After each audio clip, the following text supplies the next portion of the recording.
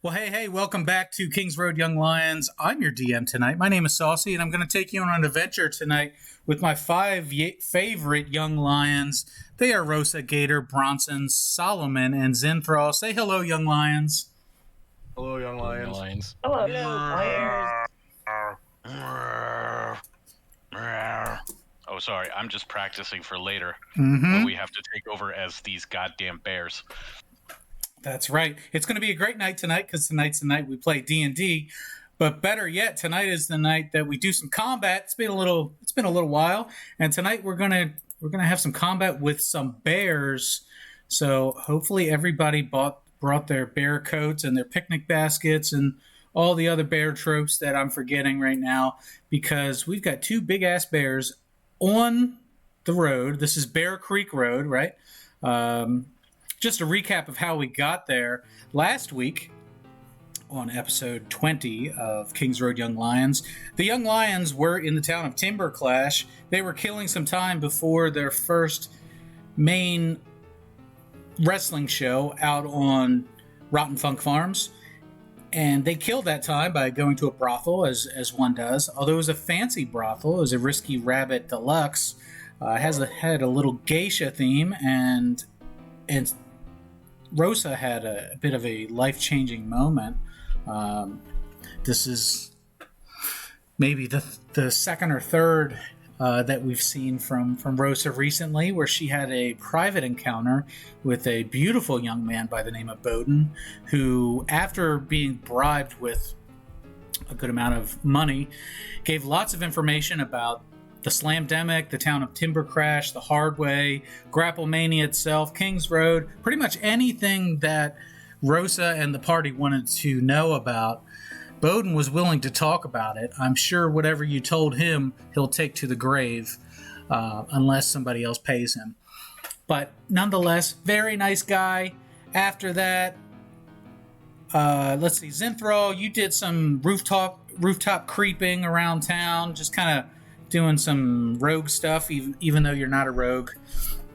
Bronson went to a bar To find me a little person.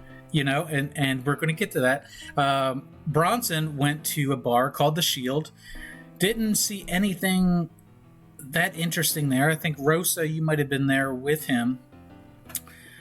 Upon leaving said bar, you know what? I'm getting that wrong. I'm leaving out one important detail.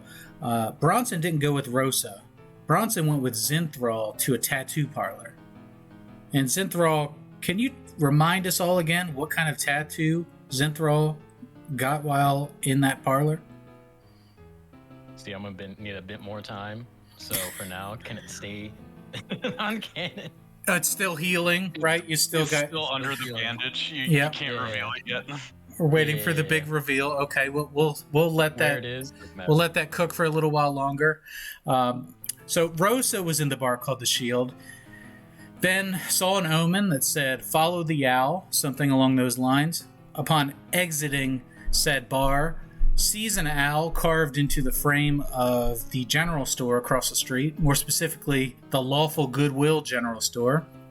She enters said store, negotiates with the kind shop owner, and leaves with a pamphlet about Timberclash, with a map of the surrounding area, as well as information regarding the local flora and fauna, the history of the area, the location of mines and other businesses, all sorts of fun stuff in there. It was quite a find.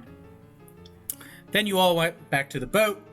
You got drunk with the 6 identical twins, and then headed out towards Rotten Funk Farms. You were given the option of taking one of 2 roads. Bear Creek Road, which is littered with bears. And we definitely didn't take that one. Or Dusty Road, which is littered with evil highwaymen. So when given the choice between men or bears, you chose bears, and that's where we start today's session. On a bloody path with 2 gigantic bears and 2 bandits who are fighting them. Actually, only one of them is fighting them. The other one is pinned beneath the first bear and just getting absolutely thrashed. So, party, we've rolled initiative for most of you. Zinthral, you haven't rolled initiative yet. So let's get a roll from 15. You real quick. 15. Yeah. Okay, very nice. And we are going to roll for these bandits as well. Bandits is a loose term. We can only assume that everyone is a bandit outside of Timber Clash. Oh, that's a 5. That's not good. That's not good.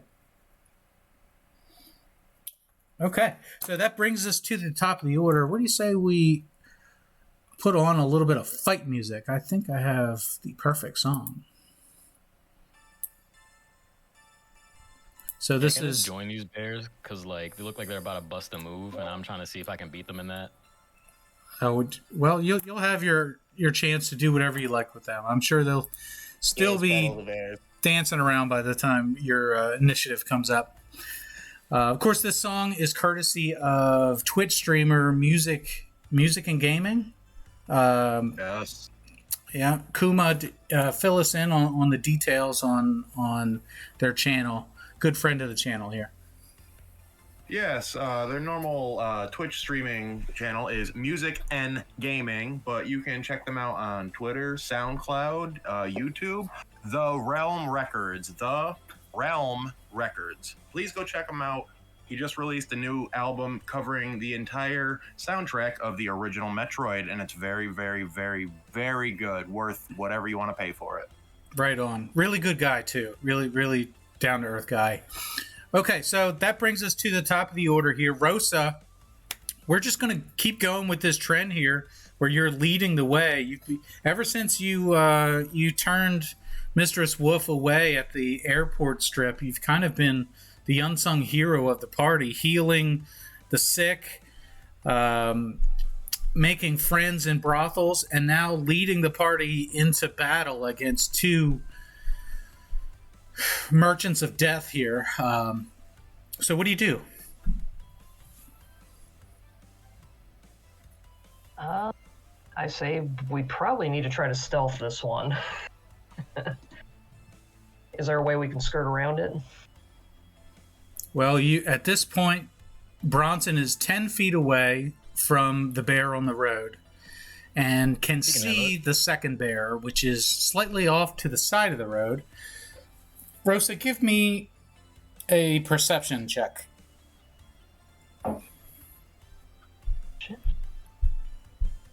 Nine.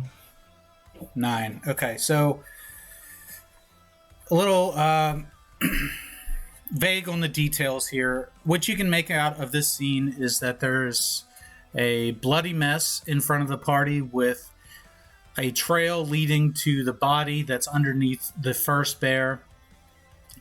The bandit with the cowboy hat is attacking that first bear. He has 2 pistols in his hands and is looking to take aim and fire on that bear if he cannot free the other bandit.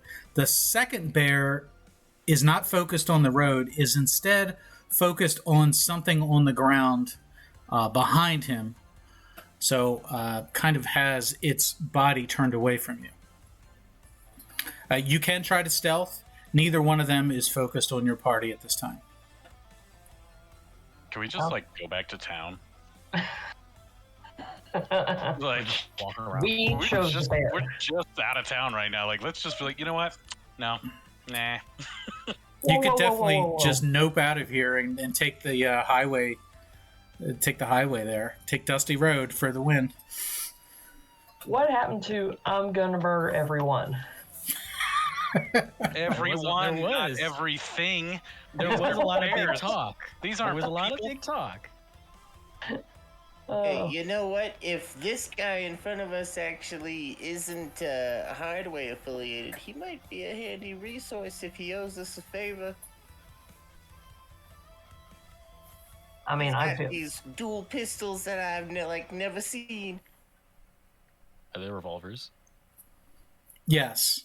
So these are unlike the blunderbuss that you've seen on the pirate ship. Remember, you guys found that single pistol Yeah, well, now we've broken spades into modern firearms. D&D will never be the same. All right. I have an option. I have a very powerful hypnotic pattern spell, and if it's successful, all creatures in the area will be helpless and stupefied, which means that they'll stand there. They'll have, in mechanical terms, they'll have a speed of 0 while I'm concentrating. So that's an option. They're incapacitated and have a speed of 0 for up to a minute. So we could go in, pull dude out, who might even be charmed himself at that point.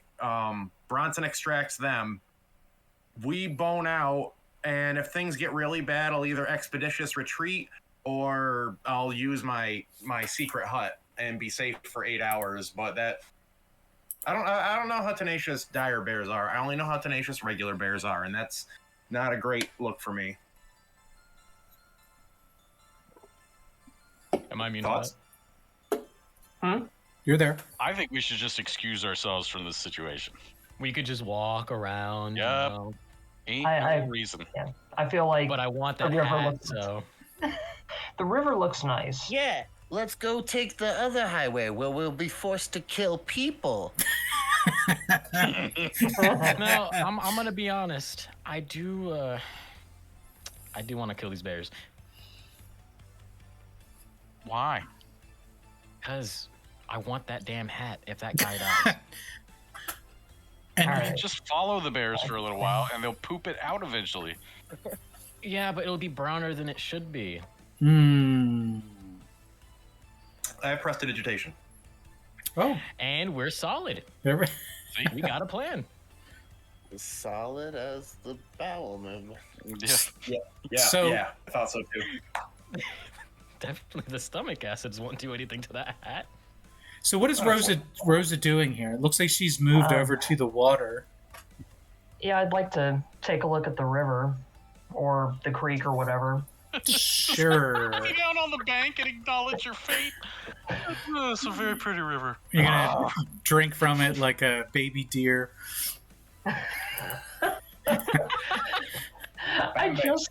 I'm trying to find a way around these bears, but whatever. Run in. I don't care. You've got to get up, Bambi. Oh my god. Okay, so a whole lot of nothing. What's the river like? Is it fairly... Is it calm? Is it a very swift current? Well, it's not a river. It's more of a pond, or pond is probably the best description of what you're looking at here. It's not flowing. River. It's the water is still. It's stagnant. There are frogs and things like that. No, don't drink this water. Do not drink this water. You don't even have to roll for that to know. Yep. So there's... I mean, we can try and swim across, but I don't know how that's going to work. Well, on the other side here is a cliff. Is a vertical face. So swimming across that water probably won't yield an escape route for you. The GM says, listen, folks. You're fighting a bear. All aboard the railroad, because this is happening. I'm going to kill you with bears. No. There's 3 ways you can go here. To the east is not a great... It is not one of those 3 ways. Yep. Okay. To the grave. Yep, that's one way. Grave is north. Well, here, I'll show you a little bit more, just to go through this exercise. I think our initiatives were actually meant to be reversed. Who had the lowest initiative? I know. I was like, why am I at the top of this? You want to switch initiatives? It is I don't remember. Rosa. Bronson will be up next, followed by I rolled a Zinthral. 5. There's always holding an action. Solomon rolled an 8. I rolled an 8. Oh. Good Snuggle Cup roll. Plot armor. Snuggle Cup Armor. is attached to Solomon. Snuggle Cup's with me. He's my little buddy. We've been working on some stuff. If things get really hairy, I've got a Hail Mary. So Or you can Right. jump on my back and we can run away. Dire lion. So no swimming. I mean, what else can I do this round? I moved, did a little looking around. I don't know if there's really anything else for me to do until we... Spirit Guardians. Have you moved your full movement? Let's see, I started there, so 5, 10, 15, 20. No, I've got 5 feet left. So... Just enough to drown yourself. You guys really wanted me to leave, right? No. Apparently these dudes do. We just don't Yeah. want you to get eaten by a bear. Hey, who knows? There might be a crocodile in there. It might be your lucky day. Maybe we can pit them against each other. Let them Use it fight. bat. All right. I got nothing else to do, honestly, until... Because I don't want to really raise awareness of the bears to us, you know? Okay. Can you enhance me somehow? Hmm? Can you enhance me somehow? Actually, I probably could. Let's see. But you're gonna go fight the bear, aren't you? Let's see, we got... I'm gonna punch it in the nose, I'm gonna stun it. I don't know if I want to back that. What's a Zinthral speed? Give this man a knowledge check before he does that. I can stun it and then run away. What do I have to worry about? There we go. I helped the dude kill the bear. Now he gives me his hat. You're so young. Oh. I can just run. I mean, I like, remember my first dire bear. That's right. Listen, buddy. Listen. So my first campaign, real time. This was a short story. My first campaign, we were camping in the woods, and the DM rolled on the random encounter table, and a brown bear rolled up on us, and he killed the entire party, and it was not a fun time. It was very bad, and that was a regular bear, and this is 2 dire bears. This is a bad situation, man. Now, I have to ask you, what makes you think that I want to stay there and just throw hands with it consistently? I'm trying to punch it in the nose, and I'm Previous experience? I don't know. I mean, I have the feeling that you just sat there and took it. I just want to punch him and then get out. What could go wrong? All right, Rosa. So, are you going to hold your? Yeah, I'm gonna hold. I'm sorry, Zeth. I cannot back that. Oh, well. So I'll say this. If we go into combat with these bears, you guys all better be ready to go 100%, spend every bit of resources that we have, and fight intelligently and effectively, because this is a party wipe situation if we don't play it smart. See, I understand that, but why don't you all just, like, sneak and, like, I punch one just for the funsies, and then we dip, because I'm, like, really stealthy. Okay. So what you're saying is everybody leave. I'm going to go punch the bear. Punch the bear in the nuts, and I'm going to get out. Poke the bear in the cage, and then walk away, and he won't follow us. Oh, he has to be fast for that. And I know he's fast. I understand he's fast.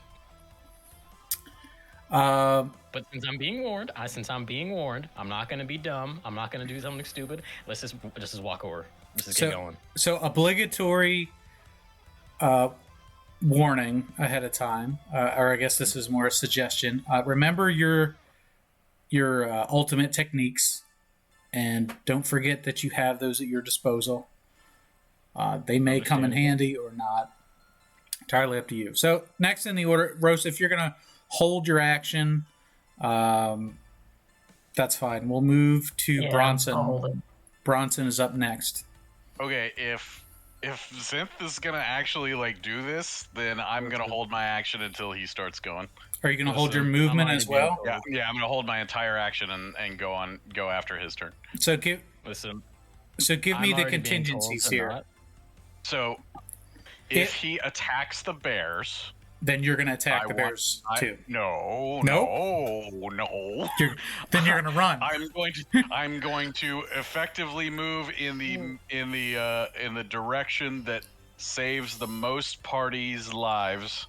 I might actually, as my action, pick up Solomon and carry him with me in whatever direction I deem the most safe. Don't forget hubby. Okay.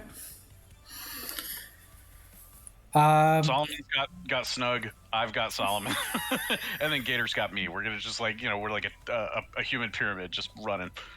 What about Rosa? So it let's. Would be very easy She made her choice. To run away and not try to get past them. That will be a very easy thing to do. Or we could move forward. Zinthral, you're up next. And Listen. after your turn will be the bear's turn. Nice. Okay, I would like to go before the bears. If in in 20 that situation. minutes. Go on. Zinth, the microphone is yours. No, Bronson, go on. No. I'm saying it's your turn, and then it's the bears' turn. I would like to go before the bears, but after you. That's fine. Okay. See, I mean, all I'm being told is that no one's gonna fight these bears. Yep. So it's I'm ready to fight the bears. Oh, you are? Personally, from a person sitting on a couch.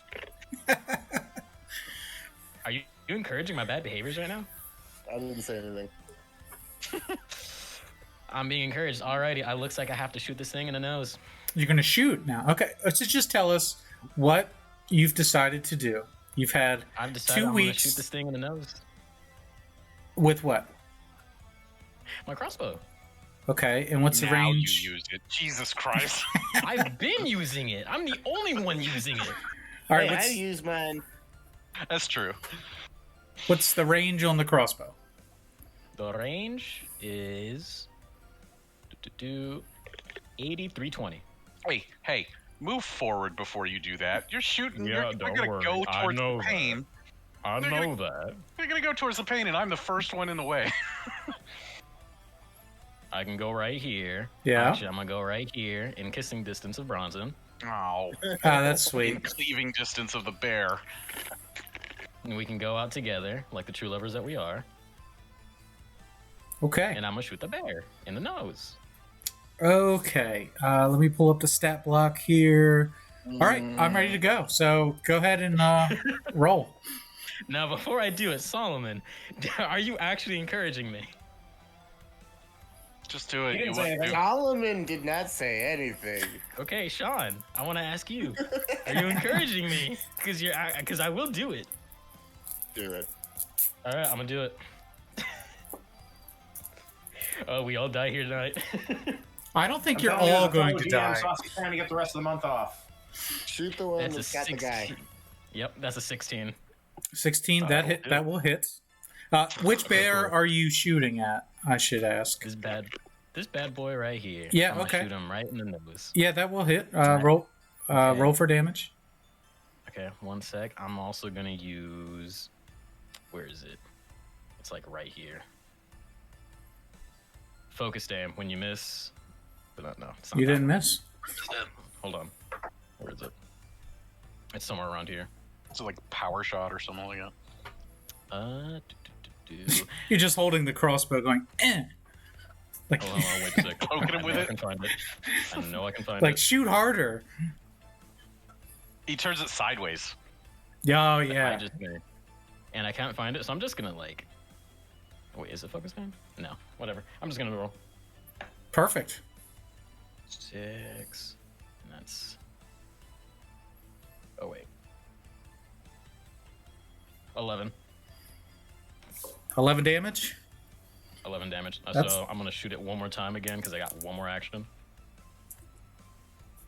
So you get 2 actions or 2 attacks.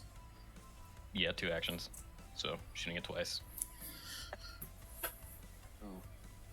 That's an 11. That does not hit, unfortunately. Sad. And that's All about right. all I can do. Okay. So the bear's going to take a legendary action here and use a roar. The dire bear lets out a fearsome roar. Each creature Begin. of the bear's choice within 30 feet. So that'll be everybody. That is aware of the bear, which is everybody, must succeed on a DC 14 Wisdom saving throw, or be frightened for 1 minute. Good. 20. Okay, I have advantage at least, being a brave halfling. 22. That is What? good. Wisdom, where's it? Wisdom? What's the number? Nice. Dirty 20. It is a DC 14 Wisdom saving throw. Ooh. Everybody, I can't remember if I said this on microphone yet, but I am now using real dice. And I just want to tell Pete that he needs to get me out of this situation right now because I just rolled a 1! Yeah, Solomon got a 9. Okay, so not surprising, Gator and Solomon, the least fighty of the group. Maybe Rosa could be in that mix as well. No, she's brave. Of course. Extremely brave. I mean, she's also murdered people too, so I mean, it's fine. Wow, my one dead body compared to you holding up every single one and putting them in the fire. Good job. We're getting a little not petty that. now. You want to do that. There we go. Well, Guess what else has claws? I tried to put About sending a message. Okay, so frightened, you have disadvantage on ability checks and attack rolls. You cannot willingly move closer to the source of your fear. Do you want me to roll for Snug? Yes, please. Well, he's a big, brave boy. I rolled a 3. Even with any modifiers, that's still not going to cut it. So he's a little scaredy cat. No. We could always run. Well, Yeah, not we can. not You always. I mean, there's a guy up there who definitely can't run. I mean, I didn't say all of us. Listen, I mean, like you enjoy your own rendition of The Revenant with Leonardo DiCaprio, and we're gonna just bounce. Okay, so the bear's turn here. The bear's going to make a bite attack and a claw I attack. think Bronson wanted to go before the Bears. Nope, the bears can go. I'll take right. my action after. So the bite attack is a 24, and the claw attack is a 23. Okay, so they're both going to hit. How do you feel? That guy's going to take a bunch of damage. So in very bad shape. Is, kind of not pink mist at this point, but definitely hamburger. This is the mangled guy who was already there? Yeah. Okay, not pistolero. No, and actually I got to roll for homeboy with the pistols. See if he passes. How could he possibly miss a gigantic Oh, target? he's not afraid. So he's going to take... no, he's not up next. The other bear is up next, and the other bear is still digging through whatever is on the ground behind it. Is very much not affected by what's going on between the crossbow and the bandits and everything that everybody has happening over here. That brings us up to Solomon. Yeah, I'm kind of in agreement. Maybe we should head back and not take this road. Let's dip on out of here. Yeah, piggyback, right? Uppies, anybody? Yeah. You just see the little uppies signal, and I know exactly what you're doing. I do look towards that guy, and I'll be like, "Look, pal, you only got one shot here, all right?" And I'm gonna, in an act of benevolence here, Broski already did get shot in the face. I'm going to cast Dissonant Whispers at 3rd level. Okay. At the bear that's mauling the guy. Okay. Wisdom save 14. Okay.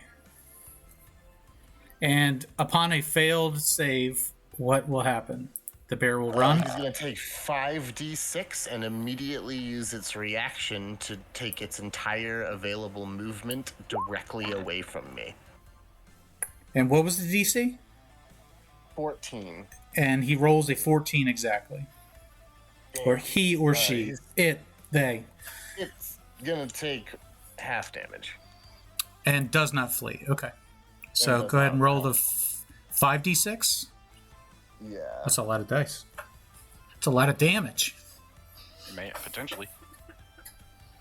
The bear has a heart attack and dies. Round it up or down. On the half. Oh, round it up, of course.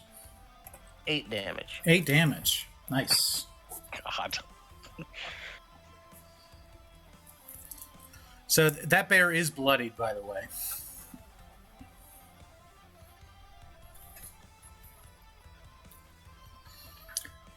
Okay, with the remainder of your turn, what else would you like to do? I mean, I'm still afraid, but there's this person sitting on a couch in the back of my mind is like, that bear's bloodied already after getting shot with a crossbow and succeeding at its saving throw? Yeah. All right. Yeah. As a bonus action, look, everyone, we have the chance to define ourselves here on this day. We can do it. We can push through. We're heroes. Let's save this man. We can fight these bears for ourselves and for everyone here. Let's do it. I'm gonna spend a bardic inspiration. Zinthral, Bronson, and we'll say I'm gonna throw it to Rosa instead of Gator. You all are gonna get some temporary hit points. Where'd my character sheet go? So what is this ability you're using? Mantle of Inspiration. Yes. The three of you gain 8 temporary hit points. Nice. Nice. And if you want, you can immediately use your reaction right now to move up to your speed without provoking attacks of opportunity. Sweet. I'll do that. Yeah. Let's kick some bear butt. Come on.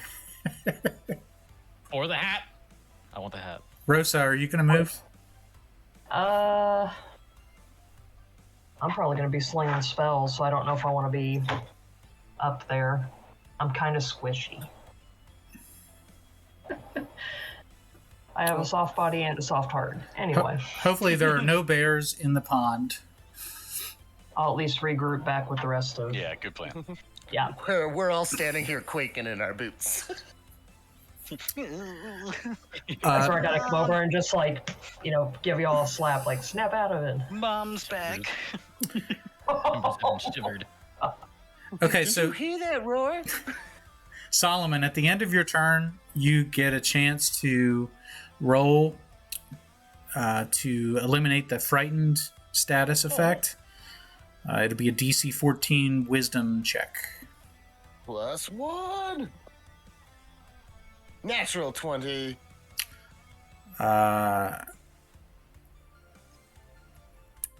Okay, I'm going to give that to you because it's a 20.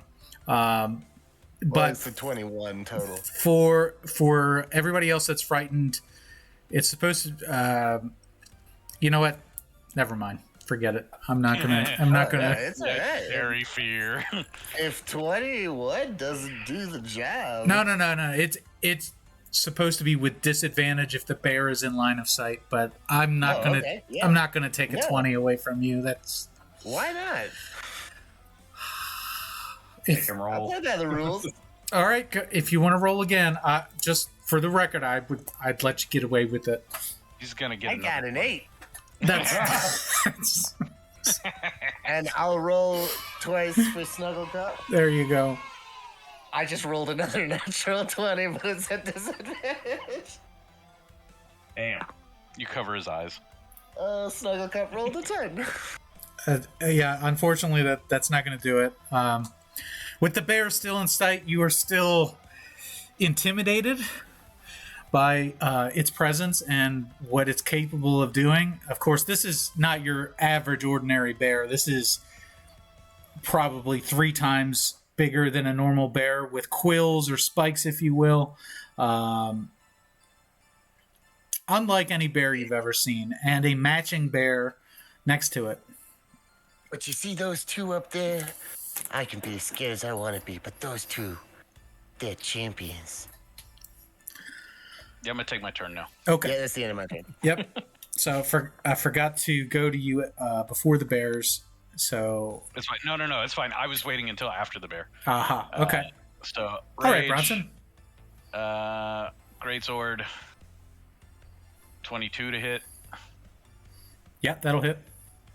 and that is 13 points of damage. Is he still up? Nice. Yeah, still up. All right, another one. 24 to hit, and another 13 points of damage. Yeah. And I think that's all I can do. Yeah, that's it.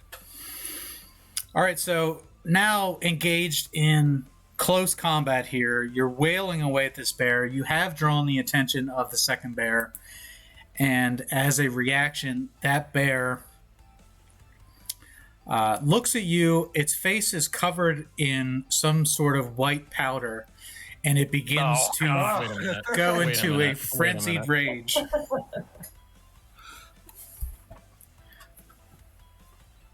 We don't have to beat him. We just have to beat his heart. Are we fighting sugar booger? I want to remind you that bear's not going to be able to get it up. We're fighting 8-Ball and his buddy. No. Then the bear in front of you, Bronson, the one that you have been hitting, is now. What's the word that we use? Is not fatal. Mortal. It's mortal. Within 10 hit points. Good. That means he's probably got another legendary action that he's going to fire off. Yeah. So he uses.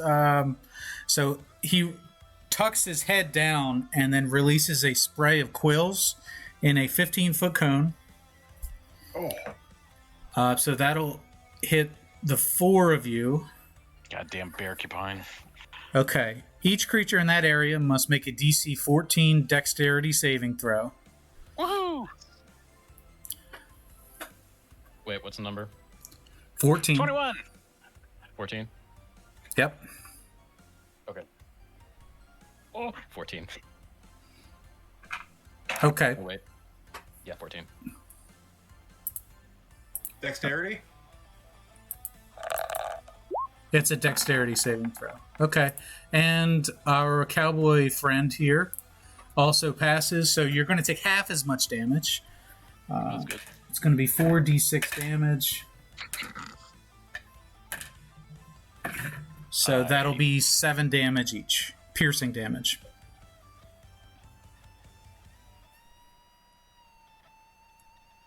So at this point, all of its quills have been expended. There are no other quills that it can fire. However, the other bear is still very heavily quilled. My man can't reload. Got to re-roll him. Correct. All right, Gator, you're up next. Mage armor. Okay. Easy. Very useful all the way back there. Yeah, well, Third bear is going to come from behind, so don't worry. that's what I don't want to happen. Well, that's my action. Yeah. And I suppose... Now, with your I'll save that for the moment. with your bonus action, keep in mind you can do skill checks, things like that. Charisma-based, intelligence-based skill checks are pretty simple actions. So,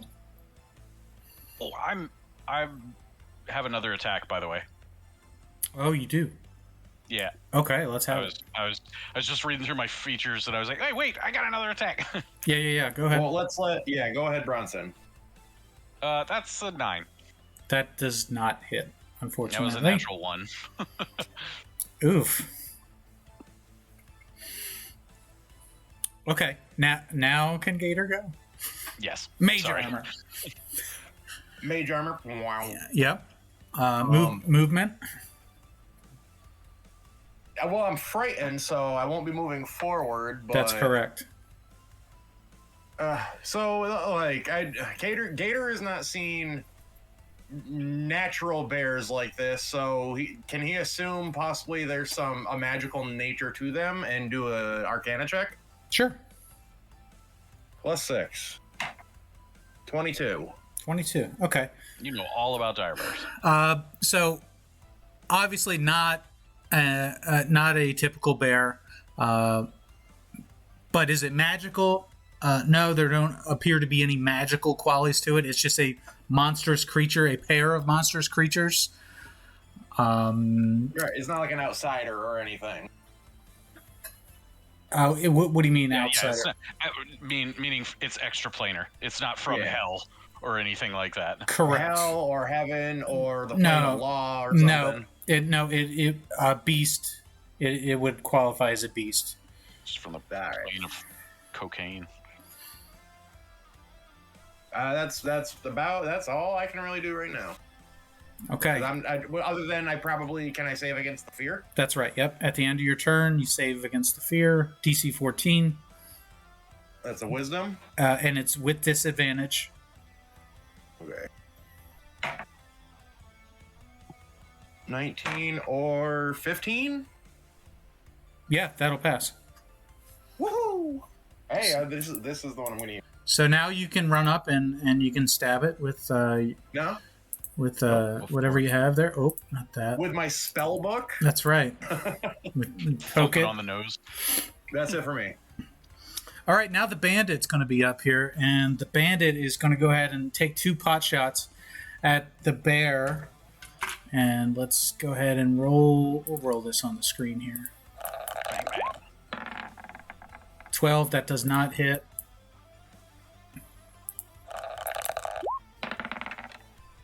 What do we got there?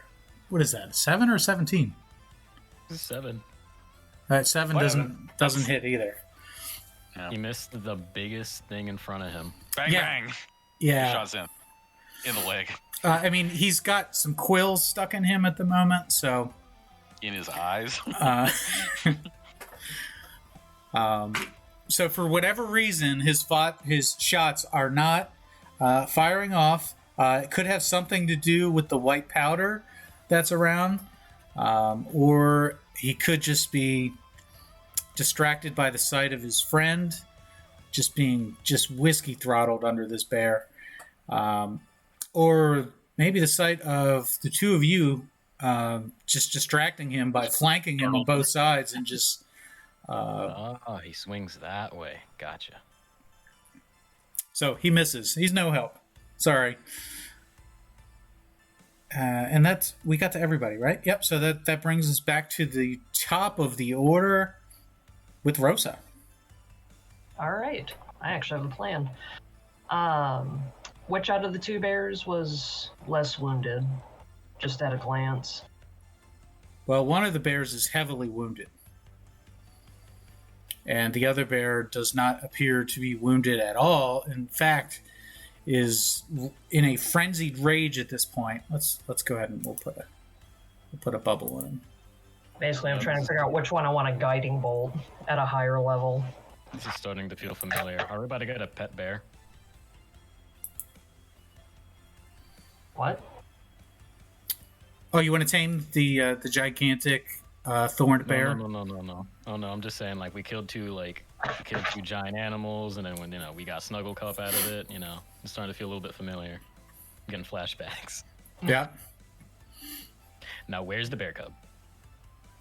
Underneath all the coke. Oh. All right. Wrong thing. So I'm gonna go ahead and hit the one that's in a frenzy. It knows we're here at this point, right? Yeah. Oh, absolutely. Okay. Yeah. As soon as they started close combat with the first bear, the second bear was immediately notified. Okay. he got paged. Yeah, he got a notification popped up on his little bear phone. Please answer the white courtesy phone. It just, he's got a message, "You up?" And the bear says, "Hell yeah, I'm up. It's time to rage." The bear's just doing push-ups over in the corner. Well, that's the one I'm gonna attack then. Oh, that's a... Okay. I'm gonna smack it with a guiding bolt at a higher level. Okay. Is that not a good thing, Bronson? Your line of sight is a little restricted. Oh, okay. Well, that means I'd have to move, right? So, the way that I've always encountered bears in this stupid goddamn game is that bears immediately and instinctively go towards the pain. Wherever the most recent pain came from, that's where they're going. So Zinthral goes right before the bears. Yeah, I'm pretty sure that guy, that bear can move 60, 80 feet around. So, I mean, if you want to be lunch... You and Zinthral are between Rosa and the bears. Yeah, we could just, like, have attacks of opportunity. You can draw aggro before the bear gets to attack Rosa. True. I'm just scared for Rosa. I'm just... Well, I've got some plans in place. Nuke this thing, Rosa. Okay, nuke the frenzied one? Yes. Okay. Guiding bolt, I'll do at a higher level, so I'll do it at second level. I mean, this is even worse line of sight than you had before. Really? Yeah, you do see the two trees right in the way, right? Oh, well, fine. Where am I gonna go? If you came, like, over here... Yes. Ooh, I'm like, I don't want to get too close. I mean, you can hide in the trees, like over here, and shoot from behind cover. That's probably your best case scenario. Got that. Yeah, probably being a literal sniper on a tree will be very useful. See, and this comes... The flashlight streaks toward the creature. I'm not going to hit either one of you guys, right? Correct. No. Okay. So, if I go for the frenzy bear over there... Alright. Did I already mark this? Let's see. Guiding bolt at second level. Maybe like a glittery white glow to it, so it looks like you're just hitting him with another just big old ball of cocaine. I mean, it does actually leave a dim light. It'll give you attacks with advantage. It's like, hey bear, have a snowball. Let's see. I have to make a ranged spell attack against the target first. All right. I'll just make sure I got one thing figured in here. Okay, yes. Make sure I got all my numbers right. Please, God. Moradin, please, Moradin. 22 overall. Yeah, that'll hit. Okay. 46 radiant damage, but because it's a higher level, it's 5. 1, 2, 3. It'll be cool when this combat is over, because instead of having to roll the runes, you'll be able to roll our bones. 1, 2, 3, 4, 5. All right. Hey, was that a combat a bad idea? Clack, clack, clack, clack, clack. Yup. You'll be the prettiest bones ever, though. Let's see. So 46, 5d6. All right. Excellent wind chime. That sounds quite beautiful. Yeah, not bad actually. Let's see. 12. Can't add things. 18, 19 points of damage. 19, nice. 16, 17, 18, 19, yeah. And as a bonus action, where did it go? Which one of you has a lower AC? Bronson and Zinth. Mine's 14. Maybe me. Oh, never mind. Bronson's is the lowest? Yeah. Okay. For a bonus action, I can throw a Shield of Faith. Ooh. And it just as a shimmering field appears and surrounds a creature of your choice within the range, granting it a +2 bonus to AC for the duration. It's not much, but I hope it helps. It's honest work. Yeah, I'll take 16 over 14. And I think that's all I can do. Okay. Nice I tried, you guys. And that bear, by the way, that I hit, you get advantage on Cocaine Bear. Next attack.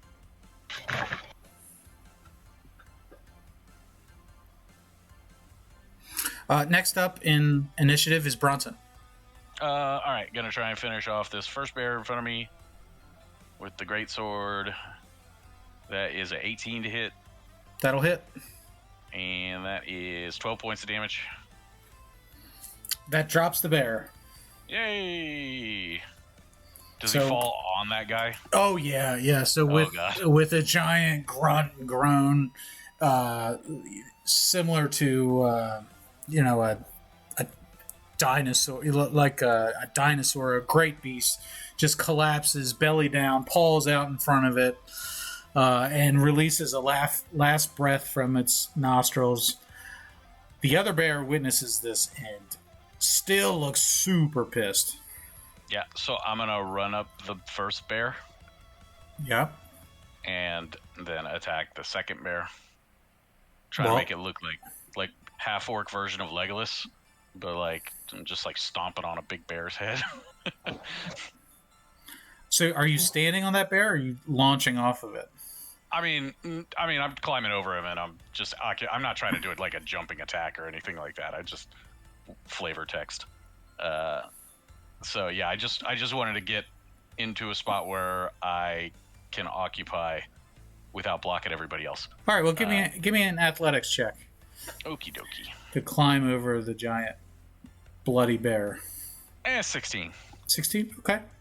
Yeah. So you're able to climb over the bear to the other side of it and take purchase on the ground.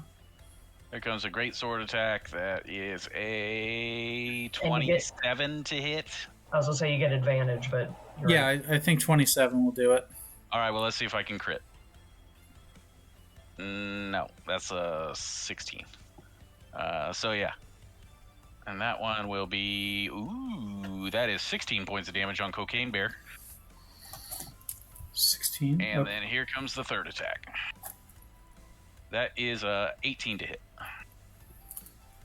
Let's see, 18. I believe you still get advantage. 18 will hit. Yep. All right, and that is 14 points of damage. Okay. Very nice.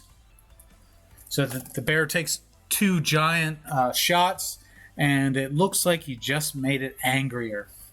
Yeah. It is not bloodied. Yeah. That's the cocaine talking. Yeah. I'm just trying to make him have to exert a bunch of energy and make his heart explode. Mm-hmm. So as a reaction to that, this bear will let out a massive roar as well. Mm-hmm. And that will be a DC 14 wisdom save for everybody that is within 30 feet and aware of the bear. Solomon and that'll get everybody. And Snugglecup are no longer feared of the first bear. Oh, cool. We might as well keep the dot on us because I don't think this is going to go well. But we don't have disadvantage. Woo! Anymore, Natural right? 20. 21. Oh, this time, even with advantage, I rolled a 4 on both my dice. So 5. That's a no for me and Snugglecup. Wait, what kind of saving throw was it again? Wisdom? Mm-hmm. Yes. Oh, wait, that's 2, 6, 7. 7. Yep, so Rosa's... You know what? I mean, you got to add every bonus you can, you know? Okay, so Bronson, you said you passed. Zinthral, you passed. And Gator? 19. 19, that will pass. Okay. So all good there. Zinthral, it's your initiative. Yeah. Unless Bronson, if you have any more attacks. I have no more attacks right now. I will have more next level. Gotcha. This bear probably gonna die. Or not. Who knows? Okay. I'm gonna use the loaded glove. And with that, where is it? Feint attack. You can expend 1 superiority die and use a bonus action on your turn to add the total damage. And gain advantage on the next turn. Roll against a chosen creature. Okay. Okay.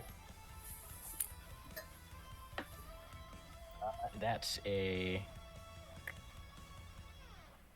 19? 19 hits. Nice. Okay. Plonk. D6 plus 5.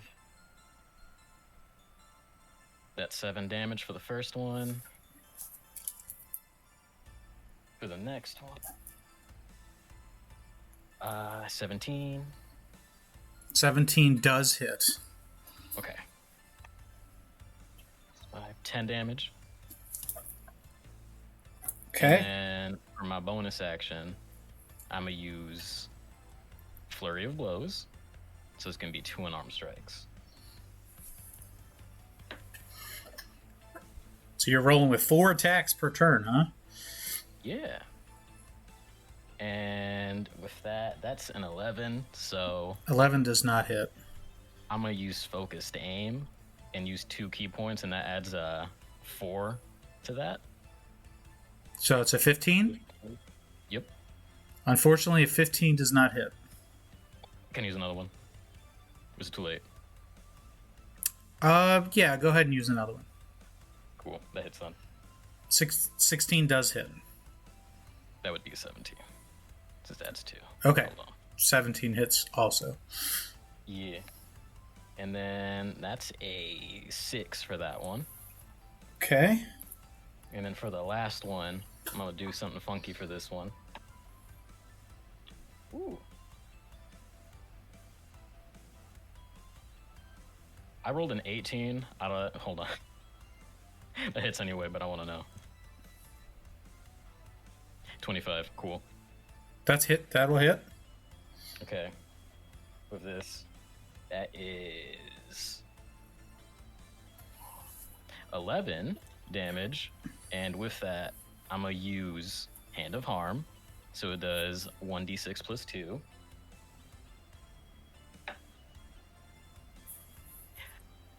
Six damage to that one. Okay, right on.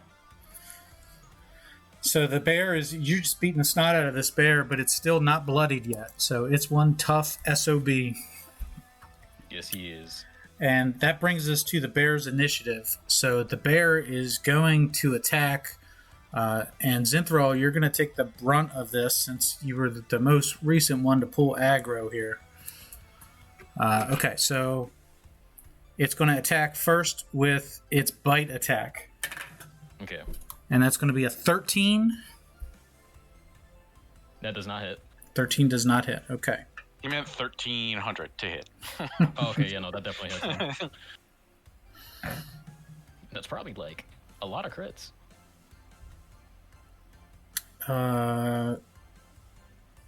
Let's see. Okay, and then next is going to be a claw attack. That's going to be a 22. Yeah, that hits. Okay, and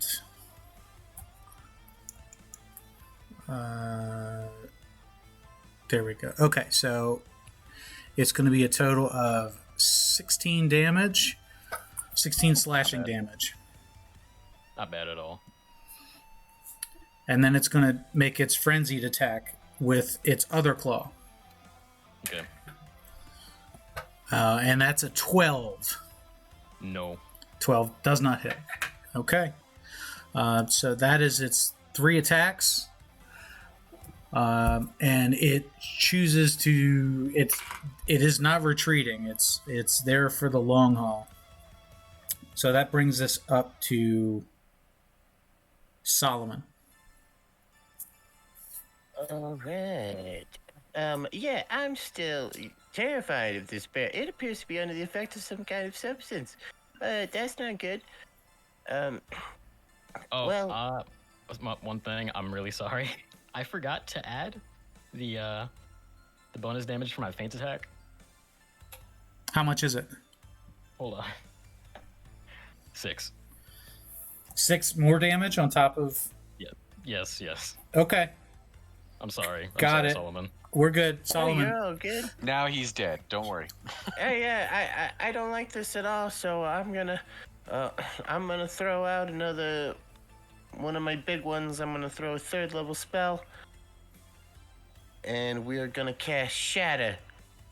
About 5 feet behind the bear, opposite of the champs in there. Okay. It's a 10-foot sphere. It's gonna be 4d8 thunder damage. And it needs to make a Constitution save, DC 14. Okay. So, do you have to roll spell attack, or is it's just automatically placed, and then I roll a Constitution save against it? What is that? Yeah. 15? 14. I rolled a 14. Yeah. Well, it still takes half damage, Okay. which 14 is 7. Thunder. 7 damage. Okay, now it's bloody.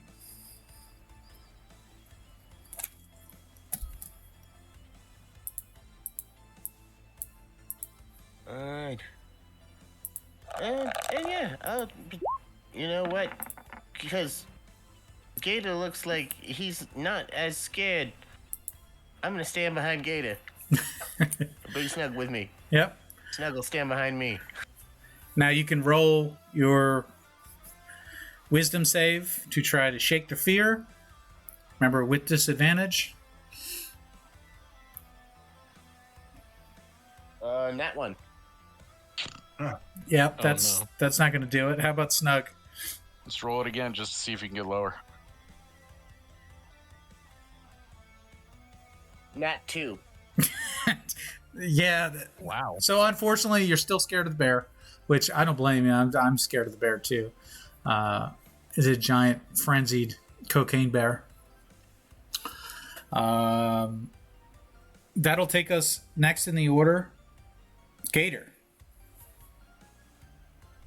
I had a thought. I don't know if it's gonna pay off, even if I get a good roll.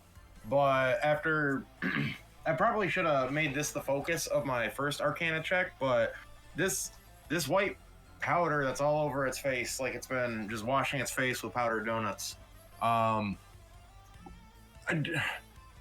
Maybe it shouldn't be an Arcana roll. Maybe it should be like Perception or something. Is this coming from somewhere around that I can like perceive, even like the sky?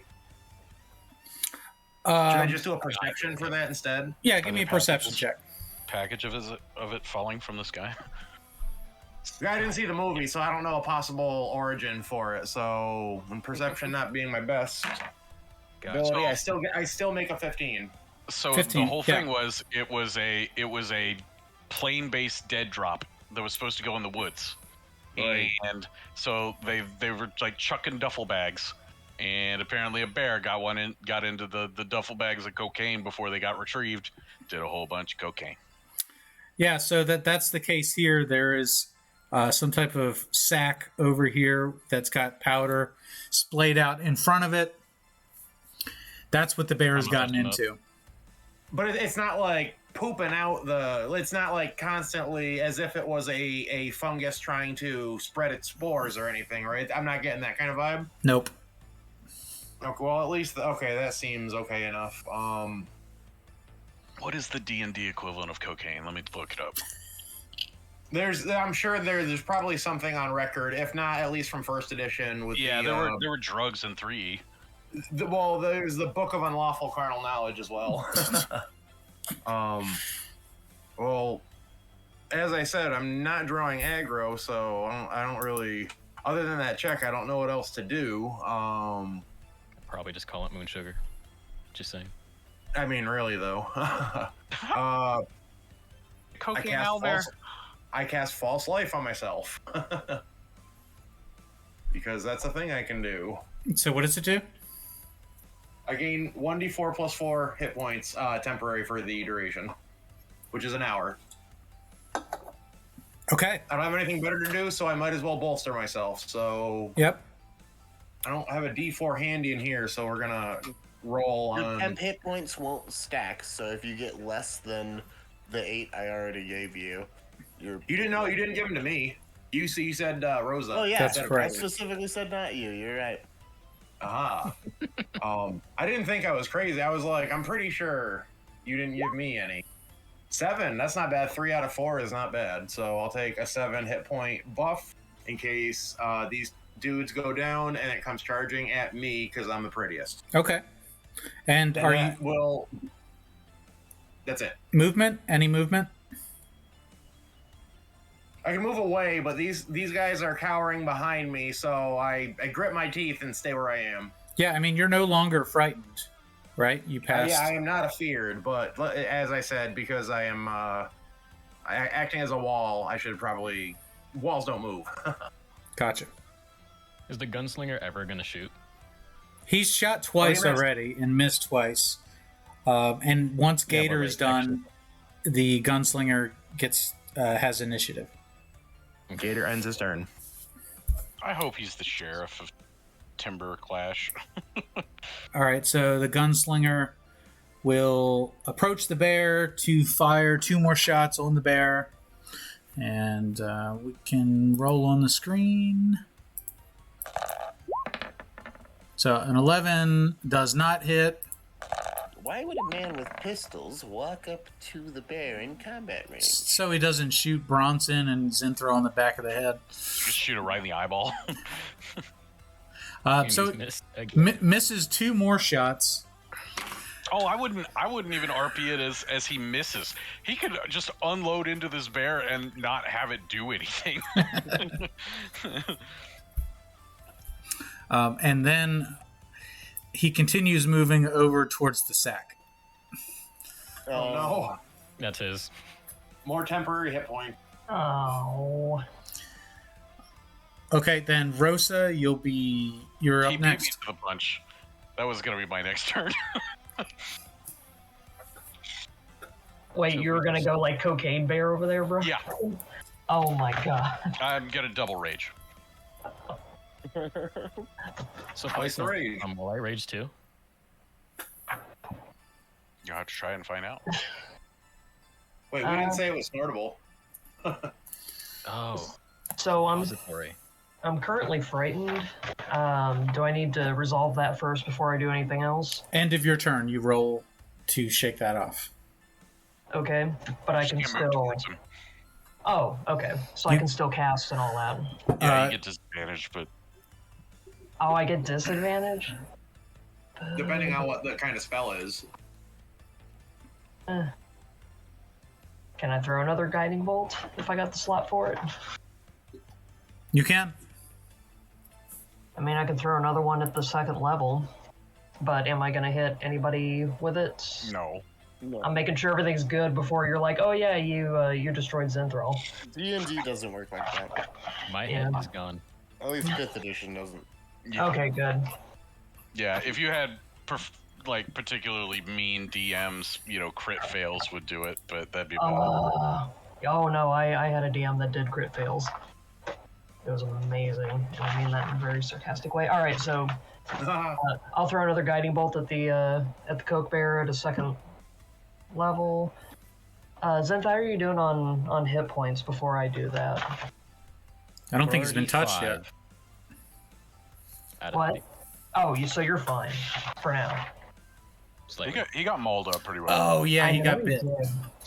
Yeah. Now he's going to turn into a werebear. Can I? The best kind of wear.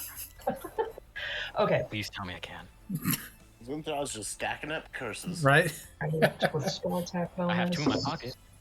What? They cancel each other out, Like 2 wrongs make a right. 13 is not going to be enough, right?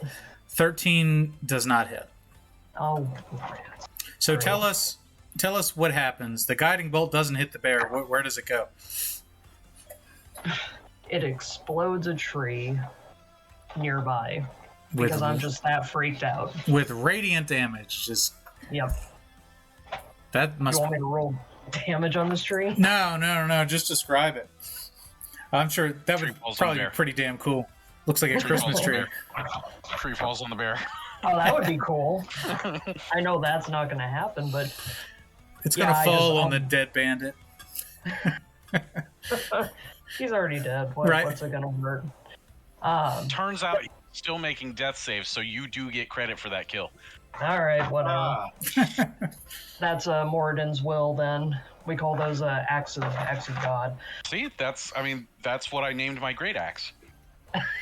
An act of God. Yeah, whenever anyone dies from it, it's just the axe of God, and you don't have to worry. Oh, Perfect. Where's the Thank you.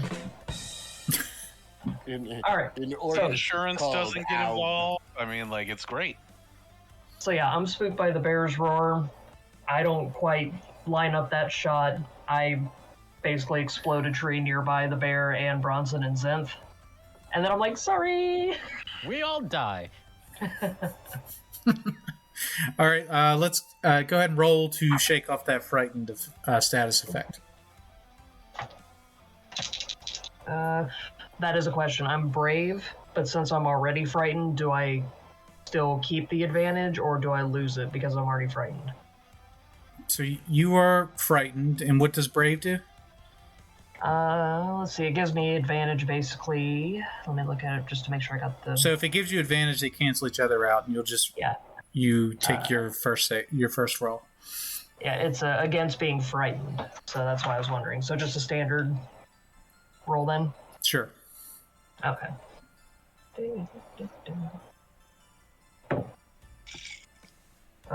That is 21 overall. Yep, so that'll do it. You're no longer frightened. All right. Pete, did that AC bonus help you out at all? Oh yeah, I'm 100% good. I'm still in bonus hit point territory. Oh, okay. Because once. Yeah. I was gonna say because he hasn't been attacked once. Yeah, I took quills and that was it.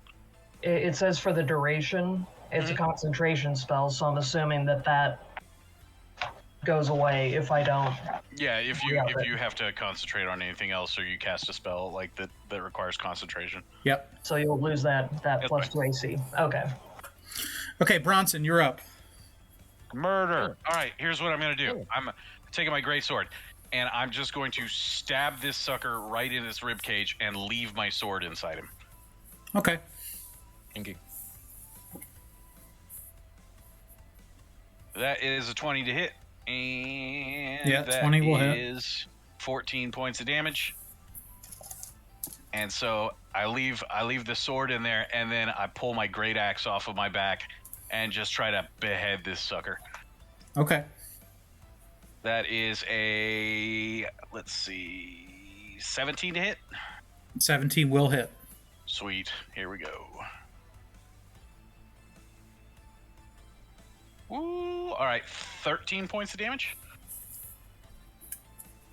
Okay. Did that kill him? No, it doesn't kill him. All right, one more time then. Yeah. 20 to hit. That hits. Now he's dead. And that is 19 points of damage. Holy cow. Okay. Maxed it out on the D12. So nasty attack, just hacking at the head of this bear. It doesn't really have a neck, right? It's just I want to try and basically like pin him by impaling him with the greatsword, and then I just switch over and just start trying to take his head off, just like a lumberjack. Just keep swinging. Well, it doesn't quite work that way. The greatsword is stuck in the bear, but the bear doesn't fall down. No. He's not incapacitated or anything like that. It's all just flavor. Right. So you do get two meaty attacks with that giant battle axe. Not enough to kill it, but enough to provoke a legendary action from it. Yeah. So another quill spray. At least it's only going to hit two of us. That's right. 15-foot cone to Bronson and Zinthral. This will be a DC 14 dexterity saving throw. Ooh, that's a 4. That's a 26. All right, so Bronson, you're going to take full damage, and Zinthral, you're going to take half damage. Which was?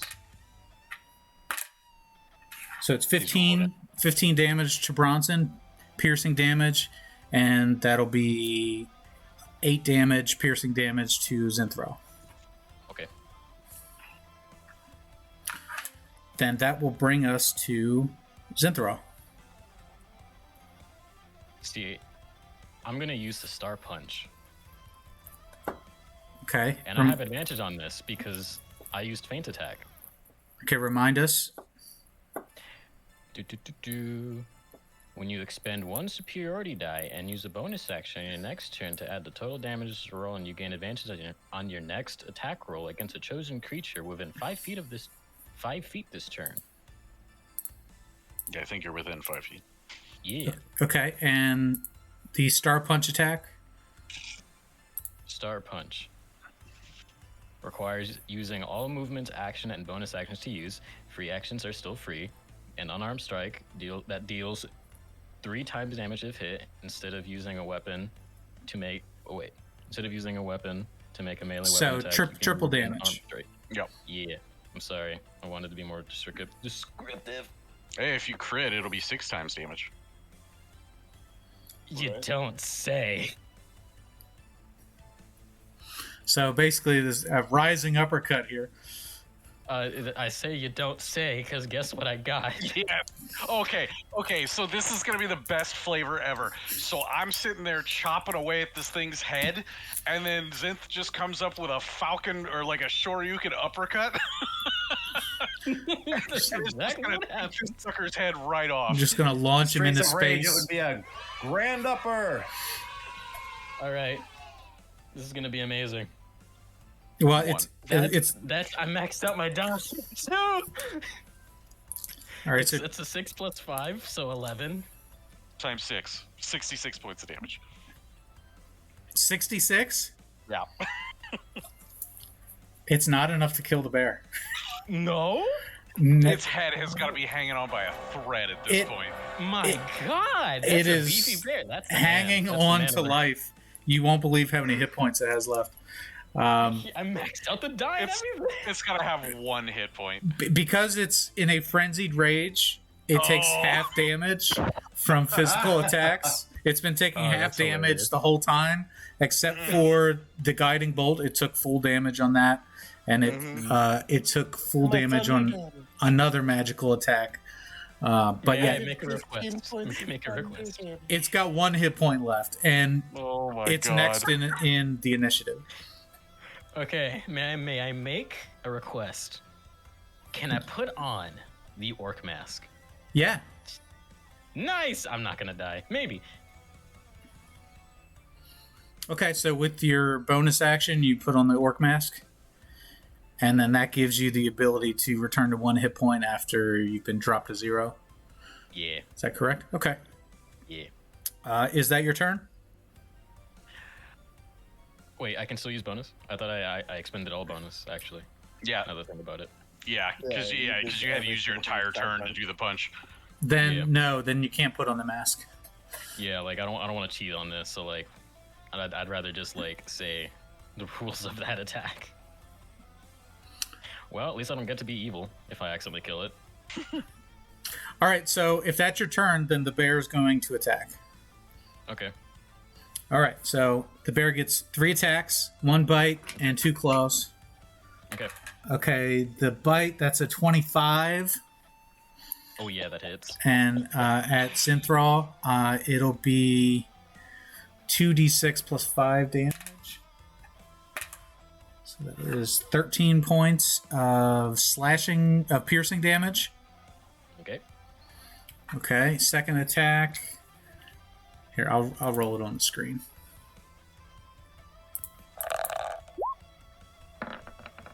All right, That does so not hit. that's going to be a 19. Oh, it does hit. Okay, and that's going to be 2d6 plus 2d8. Ignore that. It's going to be This is better. 2d8 plus 5. So 11 points of slashing damage, Okay. and then third attack.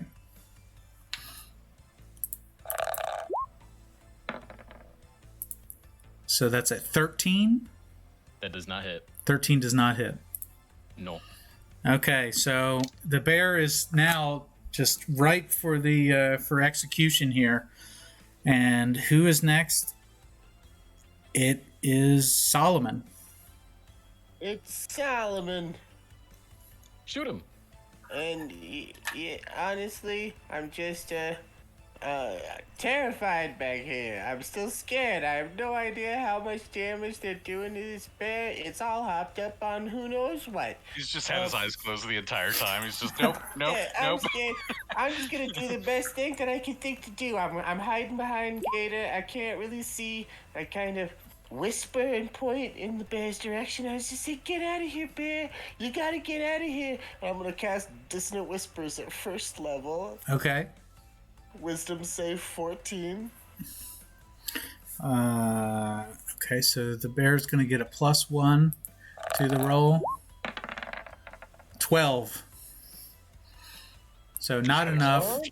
So he takes 3d6. Ooh, I got a good roll. He dies anyway. 14 points of psychic damage. Okay, so that's so tell us how this happens. I'm like not even looking in that direction because I'm so scared of this bear. Get out of here, bear! Go! Whispering in its direction. The bear hears it, rears up to finish off Zinthral, and then just heart explodes. Collapses on the ground. It died of a broken heart because of the cocaine. Okay. All right. Yep. Don't do drugs. Perfect. So that's so the bear is down, and now we're left with this bandit up here. Is it time to celebrate, or is it time to attack the bandit? It's time to negotiate. What? I mean, to tell him to put his pistols down if he's still got them out. If I got like a bonus action, I could be like, "Hey there, fella, don't get too hasty. We just saved your life. Can we talk to you for a second? What the hell is going on here?" Okay, yeah. So he roll persuasion. With my fancy underwear. Okay. This is gonna be pretty good. Persuasion. Dirty 20. Dirty 20. So he does holster his weapons and puts his hand to the brim of his cap and gives you a nod.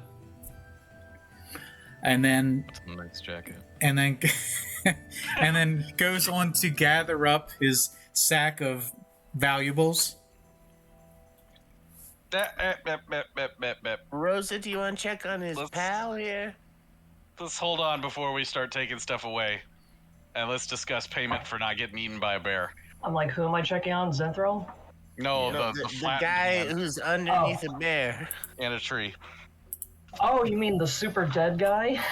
He might not be super dead. He was still up the last time I was looking.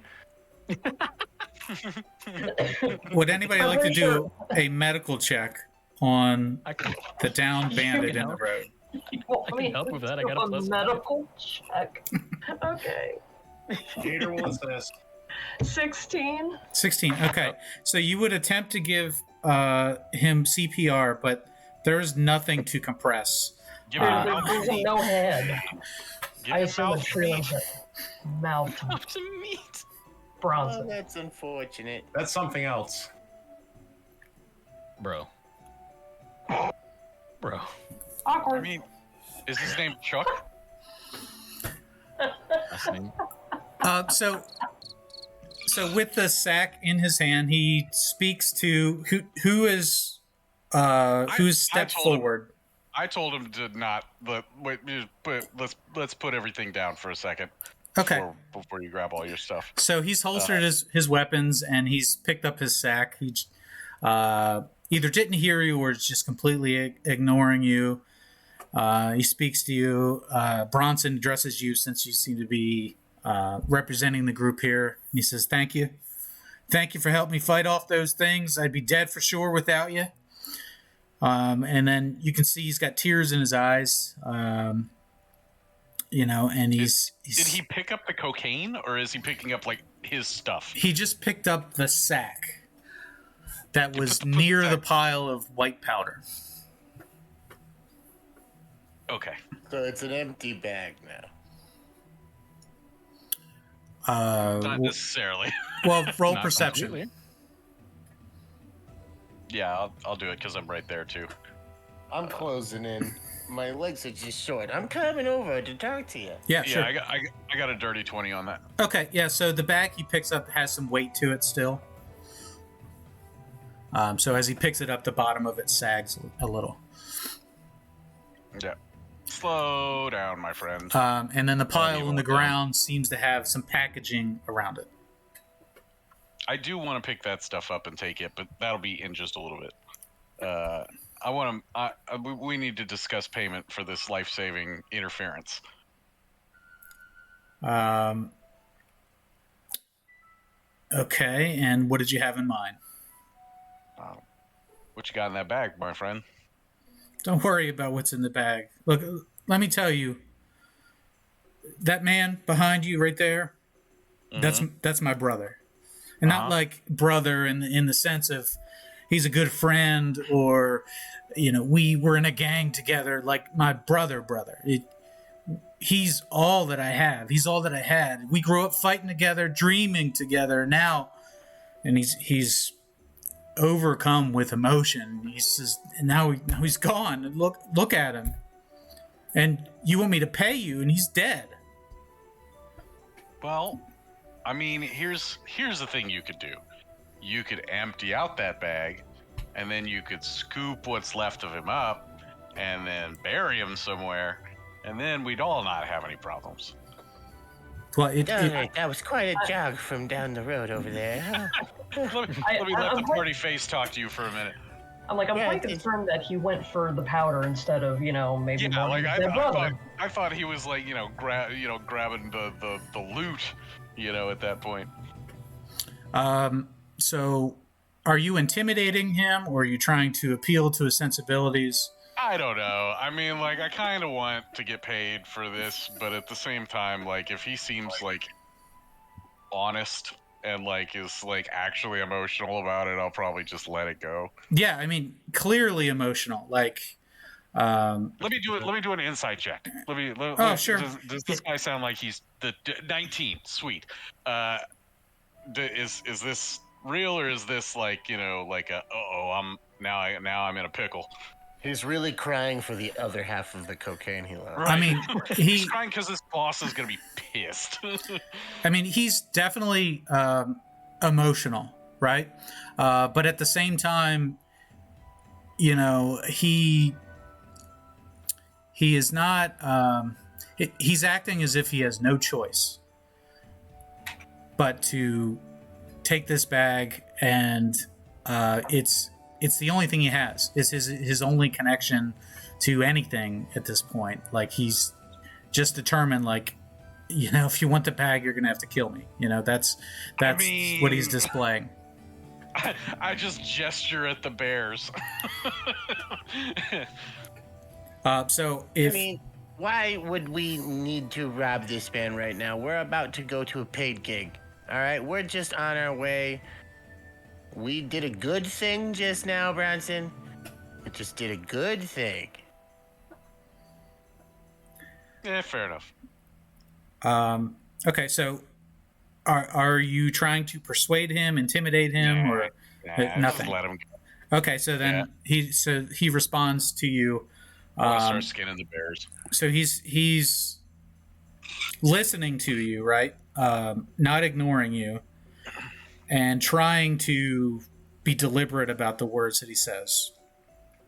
And Bronson, he looks you in the eyes, not in a way to intimidate you, but to form a genuine connection with you as he speaks, and says, I know y'all got your own paths to walk, and I know I can't ask you for anything else, anything more than what you've already done today, but if I could just ask one more favor, I'd be forever grateful. Help me bury my brother.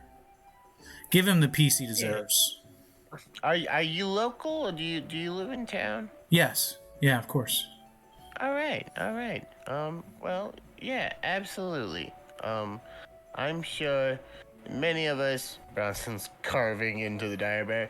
Zinthral, you mind lending a hand? Oh yeah, no problem. I mean, burial I'll service? definitely help like push the bear off of his brother for sure. Like, Okay. I'll help with the lifting and everything. I meant also for digging a hole. I do not have digging hands. Do you I'm happen skinning to the have a bears. shovel? Is there something to dig a hole? Sure.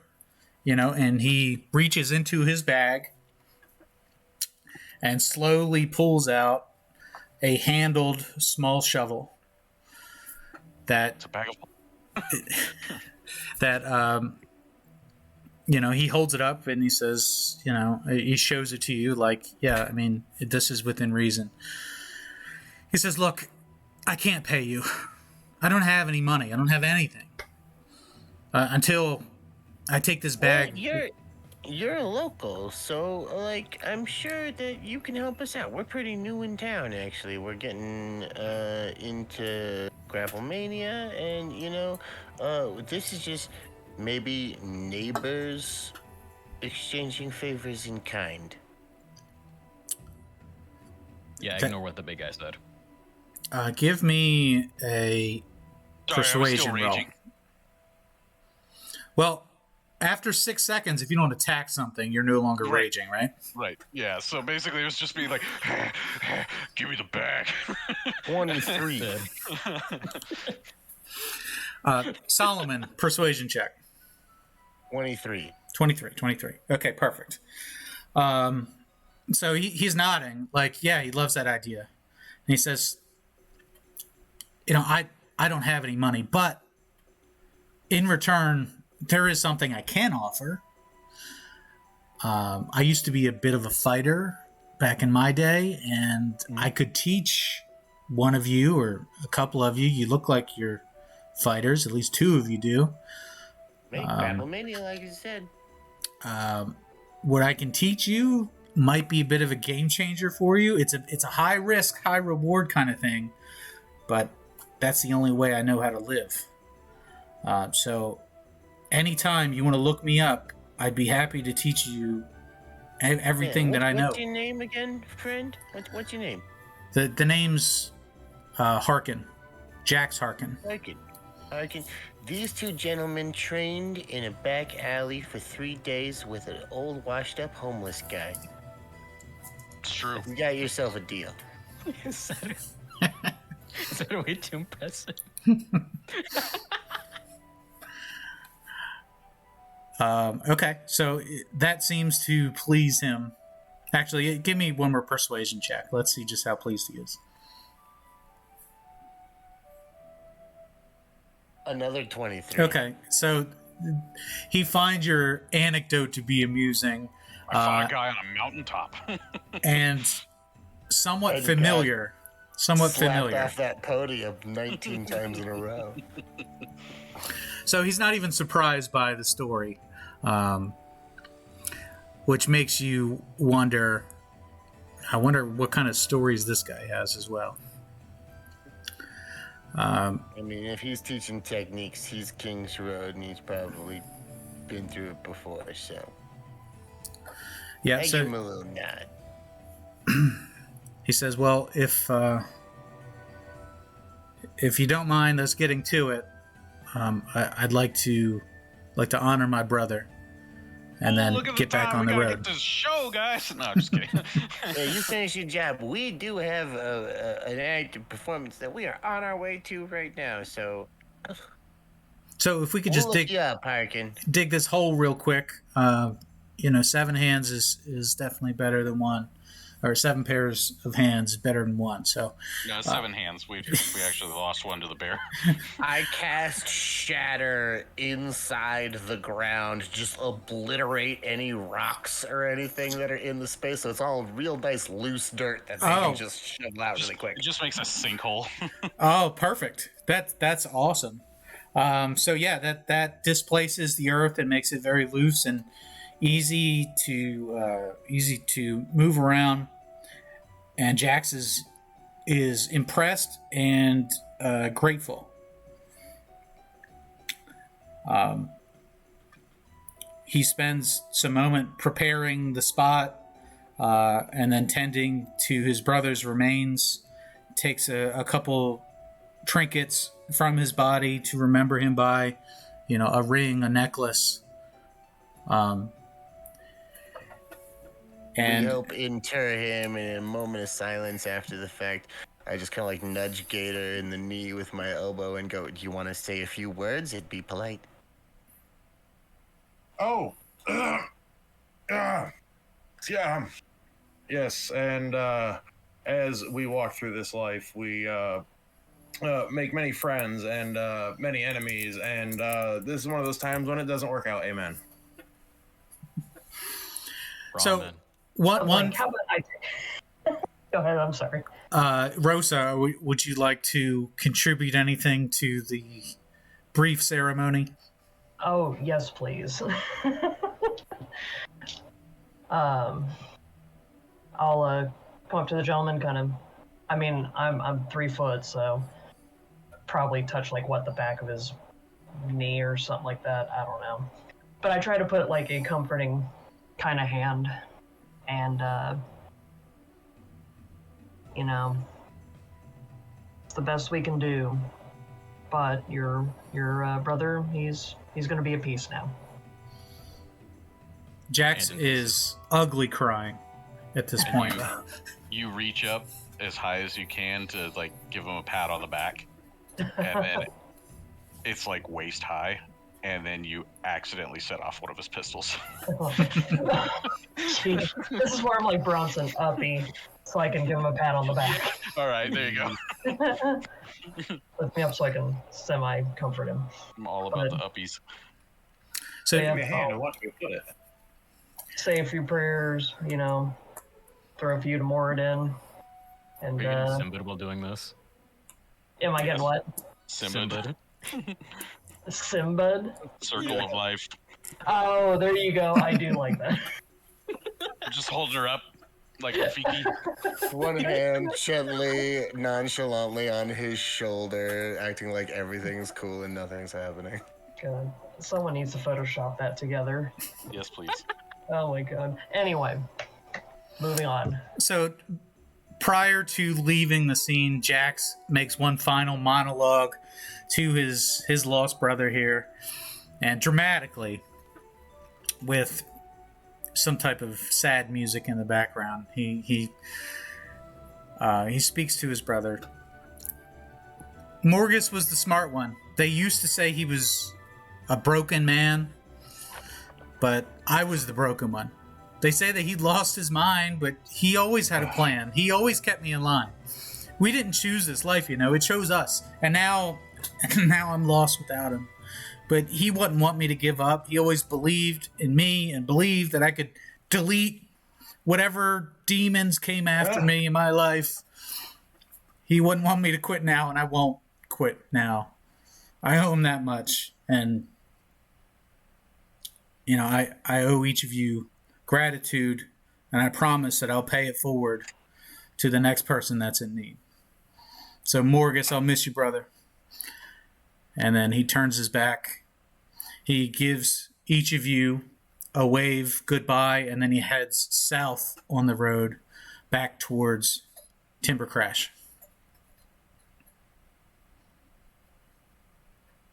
Sorry, I almost dropped that guy.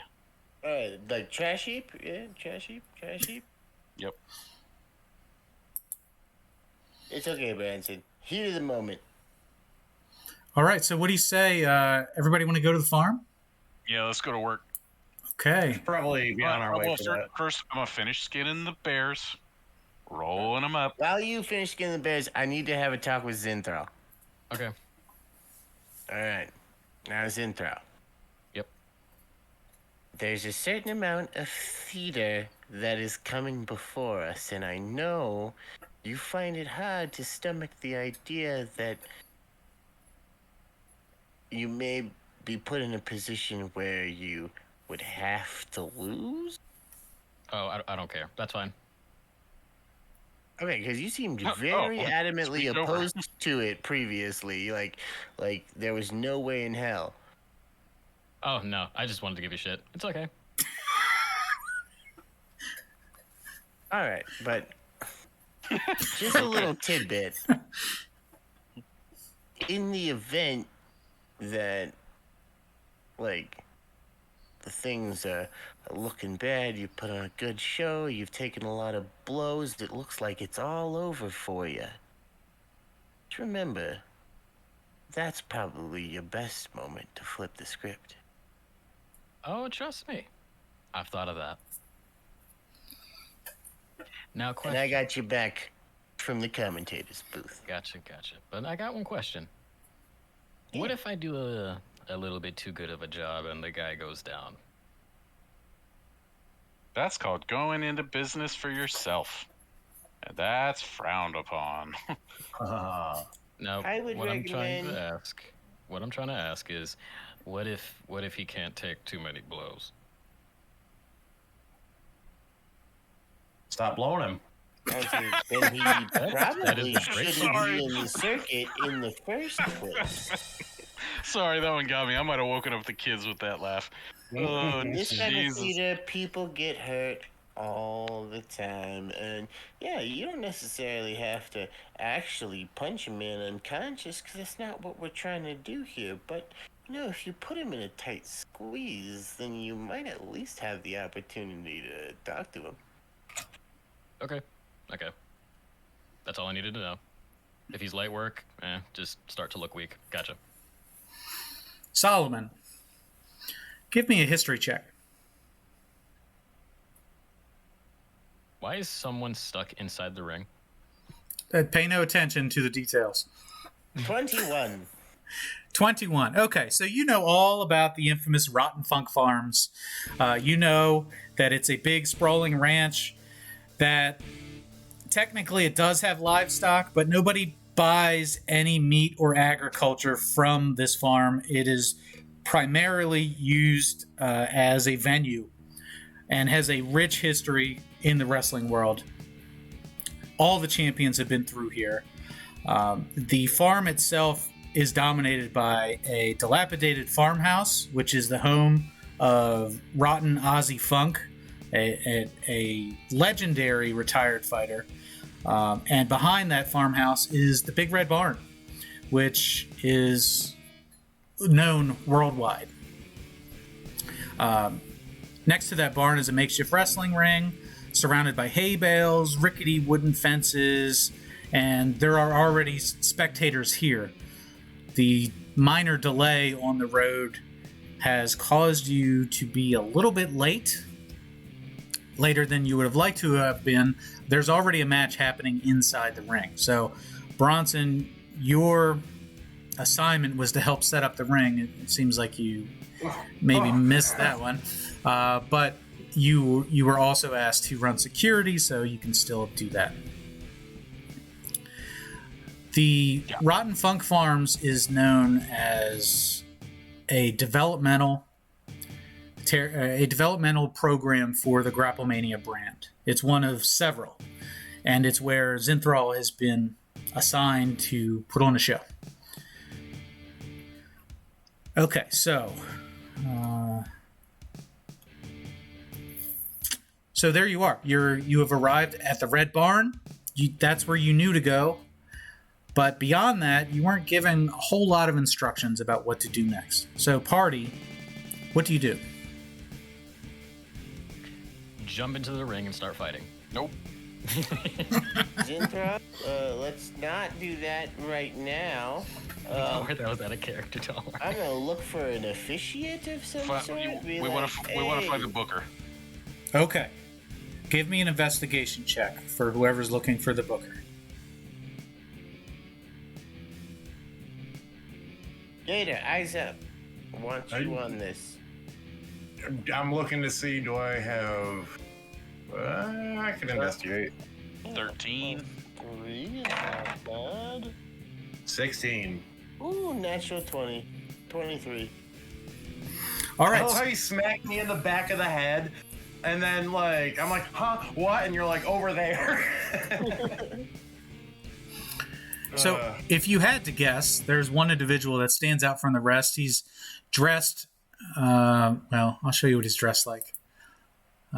He looks a lot like a... The Like wizard Jim I don't Cornette? know. A mixture between a wizard, a pimp, and an old man wearing a hat that has fake hair attached to it. Quite a character. He's carrying around a clipboard and what looks like a cricket paddle. Yeah. He seems to be working while everybody else is trying to watch the matches. Yeah, hello, sir. We're here to be working this event. Gesture towards all the claw marks across Zinthral's bare chest. And we're like, as you can see, we had a little trouble on the road getting up here. Could you help direct us to where we need to be? Okay, roll persuasion.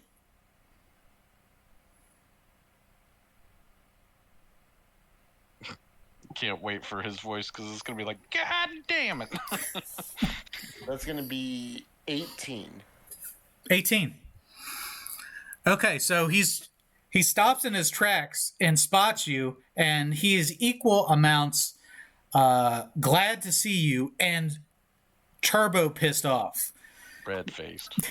Yeah, just... I'm pointing at the claw marks on Zinthral's bare chest. Those are two interesting things. So he does observe the claw marks, makes a mental note of them, and then seems to just move past that towards the task at hand.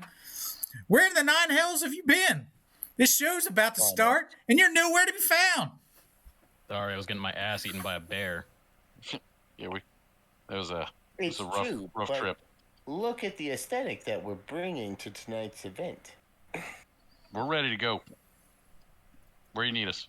We're warmed up. So let me guess which one of you is the fighter. It's the one covered in bear shit and claw marks, huh? You're going to have to be more specific. This show doesn't run without fighters. Kid, you're up against some other edgy boy. Now, the boys at the big show say you're some kind of natural. So you're going to go out there, you're going to put on a show, and when you lose tonight, you're going to make it look believable. You are in the co-main event tonight. So that means you're second to last. There's 8 matches, including the one that's out there right now. I need you to go out there and show out. You think you can handle that for me? Oh, yeah. Is that even a question? I'm a natural. You said it yourself. But anyway, I got one more request. You got someone that can stitch these up? Well... Didn't you bring the medics, you goddamn morons? I'm like, hello? Yeah. So he's looking around and spots Rosa, does the mental math, and says, you, right there, the little one. You the doctor, right? You're supposed to be at ringside, ready to tend to all these injuries, hangnails and broken fingers and broken necks, whatever it is. I don't care. Hope you don't get squeamish about the sight of blood, little missy. Because you're going to be real busy. I've been traveling with this big guy over here, and I've seen plenty. We're good. Okay. We're good. Well, if you ain't ready to quit by the end of the night, then the talent hasn't done their job.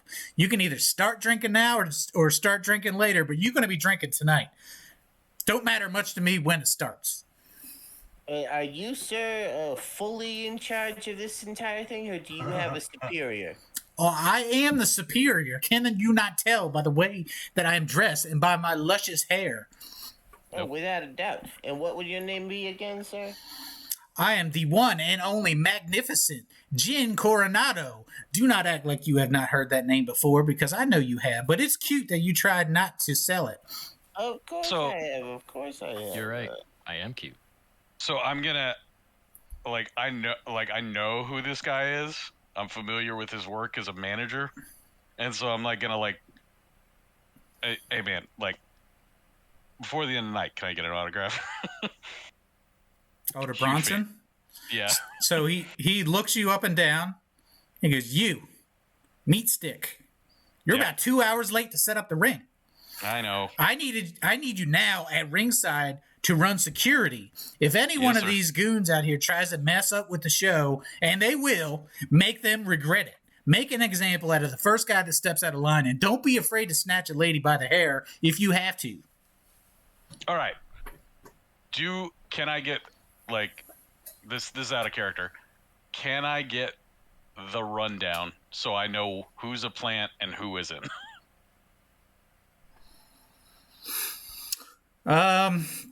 Roll a history check. Okay. 21. Holy shit. That's like the best history check I've ever had. Okay, so you know the two main eventers, and you have a pretty good idea of who is talent and who is a customer. Gotcha. Specifically, there is a quote-unquote backstage area inside the barn where the talent will emerge for their matches. But you're assuming that everybody else beyond the ring crew and the commentators. They don't have any plainclothes interference planned for the evening or anything like that. So if somebody jumps in the ring, they're a problem, not a work. Correct. Got it. Understood. Okay, I'm good. Head to my office. Before you go, we've had rumors of bandits and gangs trying to sabotage the night. So keep your eyes peeled and your fists ready. Lots of bad hombres repping questionable outfits tonight. We are expecting a rough crowd due to this main event. So do some squats and beg your God for forgiveness for the things you may have to do tonight. What's your stance on lethal responses? I would like to abstain from providing permission to perform lethal activities tonight. Okay. Just try to knock people unconscious, Bronson. Maybe flex that board a little bit if anybody really steps to you. Yeah. Okay, so... But, yeah, we'll just knock people out for tonight. All right, so Bronson, you are approaching the ring to work security? Okay. Is anybody else leaving Gin Coronado at this point? Well, I mean, Yeah, I was gonna say something. can you take me to my commentating partner? Yes. So we'll get to that in a second. Zinthral, you said you were going to go somewhere? Maybe Rosa can heal me, if that's possible. Yeah, I got spell slots. I've also got a can of whoop ass. Which do you want? Both, if possible, because I have 4 hit points. Oh my good god. Told you, those bears. Yep. Hey, but we survived. You can also take a short rest. That's true. Ooh, that'd be nice too. Yeah, let's do that. Sure. Do we have time for a short rest? Yeah. Yeah, absolutely. You would have had time for a short rest when you were burying that body. Oh, okay. Neat. So you have a number of hit dice that can be expended for multiple short rests. Although there's no time for a long rest. Does that make sense? Yeah. Yeah, and remember, we just do 10 minutes for a short rest. So that's all expedited. All right. I'll give you one of the cans of whoop ass and see where that gets you. Okay. And if that doesn't work, then I can. I've got a few healing spells I can throw at you. Okay. All right, May want to hold on to some of those. Some of what? Some of your healing spells, depending on how this night goes. I know. So Zinthral and Rosa, do you object to heading to the Big Red Barn to join the locker room? I am going wherever I am assigned, which I thought was ringside. Jin directs you to the Big Red Barn. Okay. Which would be the backstage area. I'm gonna drink that kind of whoop ass. All right. What is that? 2d4 plus 2, something like that? Yeah.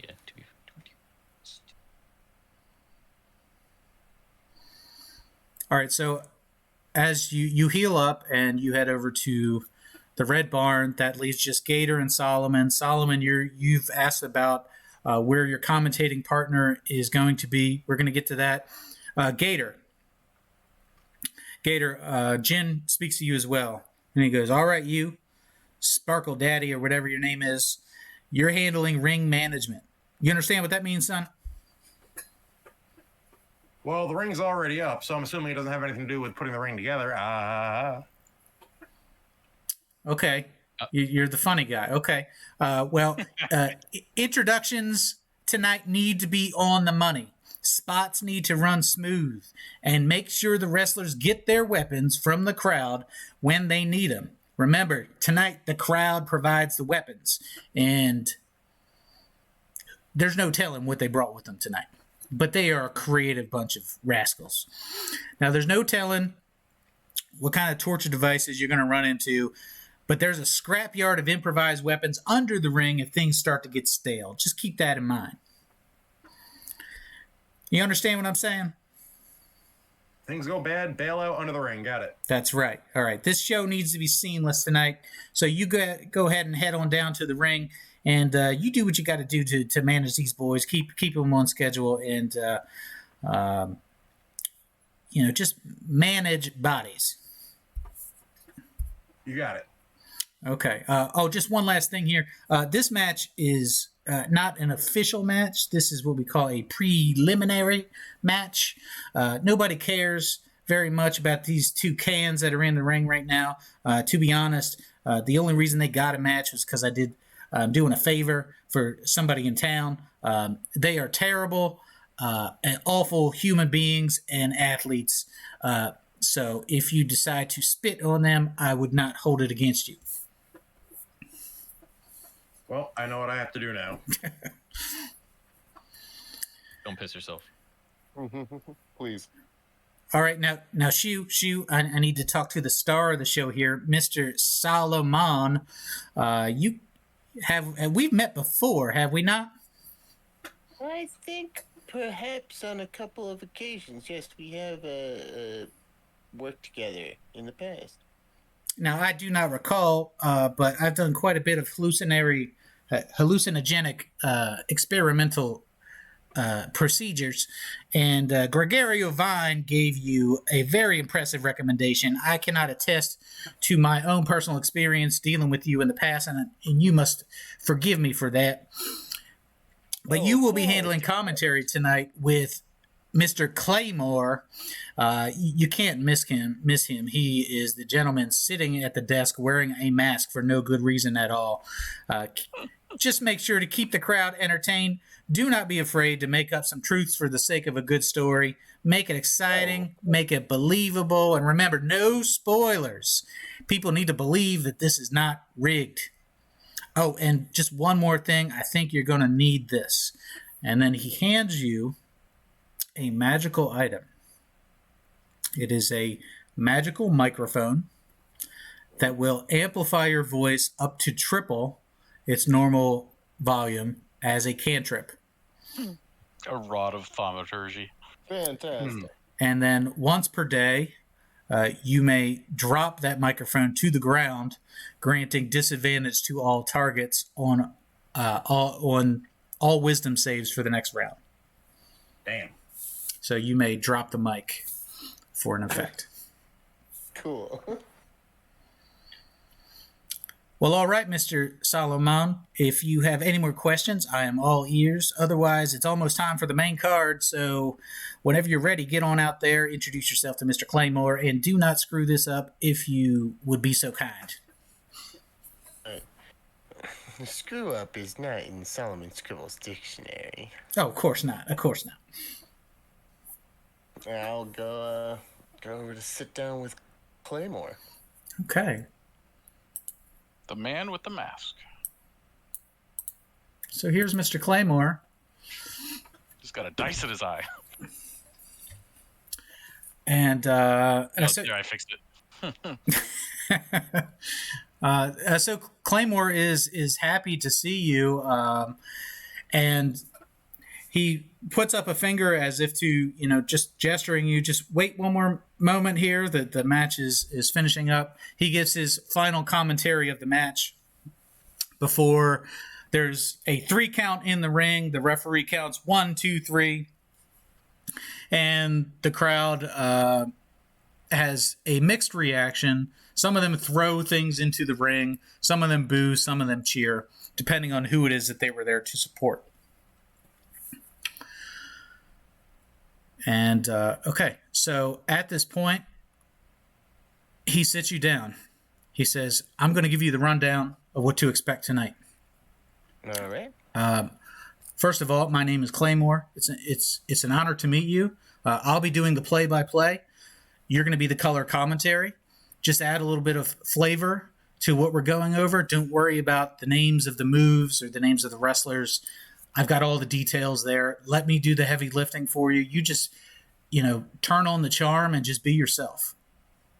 That is exactly what I am here to do. Sounds good. Okay, so if everybody would be so kind, I would like to fast forward through the first couple matches of the night and then arrive at Zinthral's match. Does that work for everybody? Yep, I'm cool with that. Yeah. Okay. So And I used a hand of healing during my wait time. Yeah, of course. Nice. So in that preliminary match, a match between the Warthog and Turbo Tommy Gobbles, the Warthog came away with the win. Nobody cared. Second match of the night. I cared.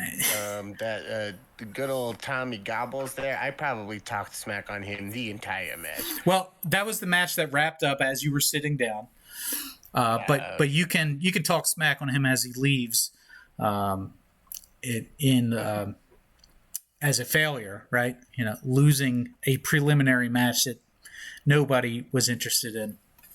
In the opening match, it was a fast-paced match between two folks who just go by the name Havoc and Blaze Fury. Just a typical match. Solomon, it takes you a little while. Well, give me a performance roll.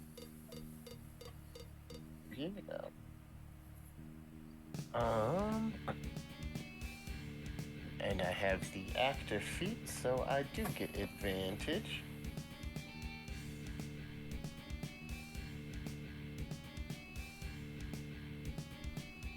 Just double check that my performance is the same as my persuasion, so that'll be a 19. A 19. So you're a natural. So immediately you take right to it. The next match is a bit more of a violent match. Some weapons are involved. There is some blood that's spilt between a man named Casanova and another named Bertram Crow. Casanova walks away as the winner of that one.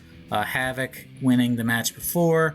Then there's a few more matches. The names start to bleed together, and you start to lose interest in exactly who is performing. You're just playing off of Claymore the whole time, and you have some great chemistry with each other, right? And Claymore is knowledgeable. He's a nice guy. He's got a good sense of humor. He's a good dude. He's a good dude. Go ahead and give me another performance check here. What?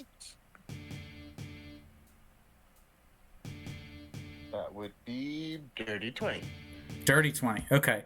So midway through the card, you're not fatigued at all. In fact, you're really hitting your creative flow at this point, and it seems like you were born to do this job. So you've got another match with two just giants of the ring, and these are most likely the folks that are holding Bronson's spot, right? They talked about not having enough room on the card for Bronson. Well, you've got these two monsters in the ring. And Bronson... If possible, during their match, I'd like to really talk down whichever one looks like they're about to have already been chosen to lose. I'd like to talk them down extra hard during the commentary, just to make it seem like even more convincing, like even to the organizers, that maybe this guy doesn't have what it takes. Sure. So, in fact, this match, the winner of the match is a man by the name of Winston Tact. He's a giant man with long blonde hair and just rippling muscles, but he's also a sophisticated man, a bit of a blue blood himself. And he is a technician more than anything else. The other man is also a businessman. He goes by the name of Baron Business.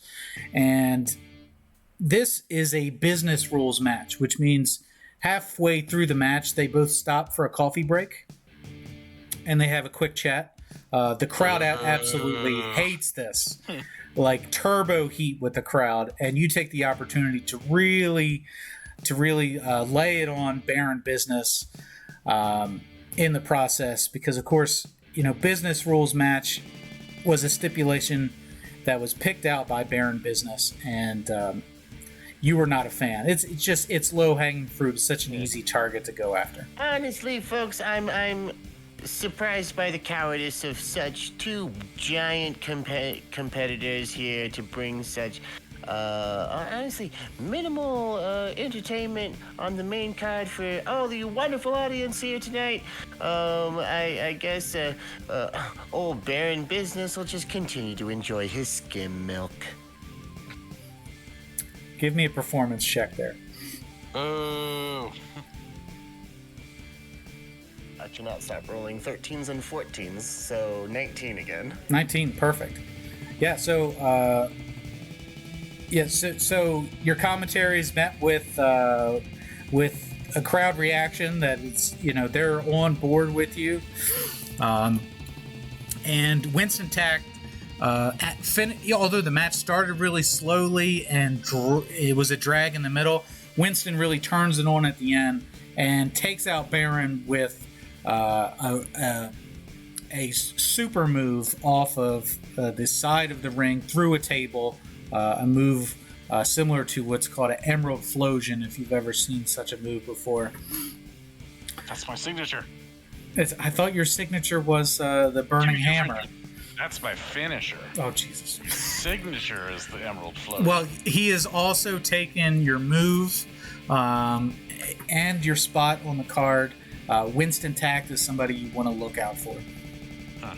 As they take the Baron out of the ring, I'll just shoot a suggestion at one of the people nearby as he's carted out to start a chant. New blood, new blood, new blood. Okay, give me a persuasion check. Suggestion Okay. spell Okay. is hoping to utilize here. So that would be a wisdom save, DC 14, on just some crowd person. Okay, sure. Let's do a little roll here. Oh. No, it doesn't like your suggestion very much. That's a 21. Damn. So they can't all be 20s, right? Just most of them. Okay. The next match is where things really start to get out of control for Bronson, right? It's a ladies' match. And not only is it a ladies' match, it's a 7-way ladder match where a prize is held, is tied up above the ring. And there are several ladies in the match. They are all striking and different in some ways. I have full descriptions for each one of them, and I will spare you the details. But No, I'm just kidding. the crowd is... They are really fired up over this. So the crowd, predominantly male audience and unsavory individuals, they are... at this point, Bronson, you're pretty sure that they're not going to be able to contain themselves. They are inebriated. They are unfiltered, and you're a little afraid for the safety of some of these lady performers. Although some of them look like they can some of them look like they've buried a few people in their past. So you've got you've got some tattooed ladies. You've got a pretty blonde girl. You've got a girl who looks like a witch. There's another one that is brandishing a pair of hand axes, and there's one with bright blue hair who thinks a whole lot of herself, extremely arrogant. You really don't like any of them, to be honest, but maybe they'll grow on you. So Midway through the match, the crowd does start to put hands on some of these ladies. And Bronson, how do you react?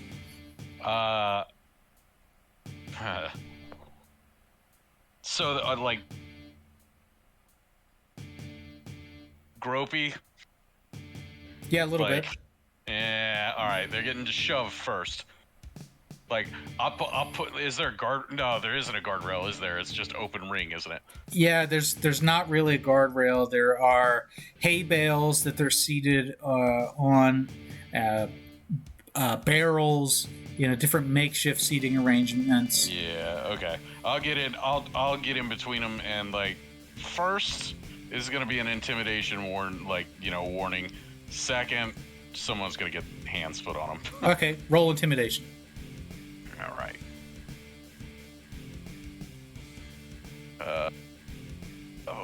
13 plus Special 17. thanks during this match for our security personnel holding it down outside the ring. Bardic Inspiration at a Oh, nice. D8 on that. All right. That is 17 plus D8. Yeah, roll. 22. Yeah, so that's sufficient to back this guy down.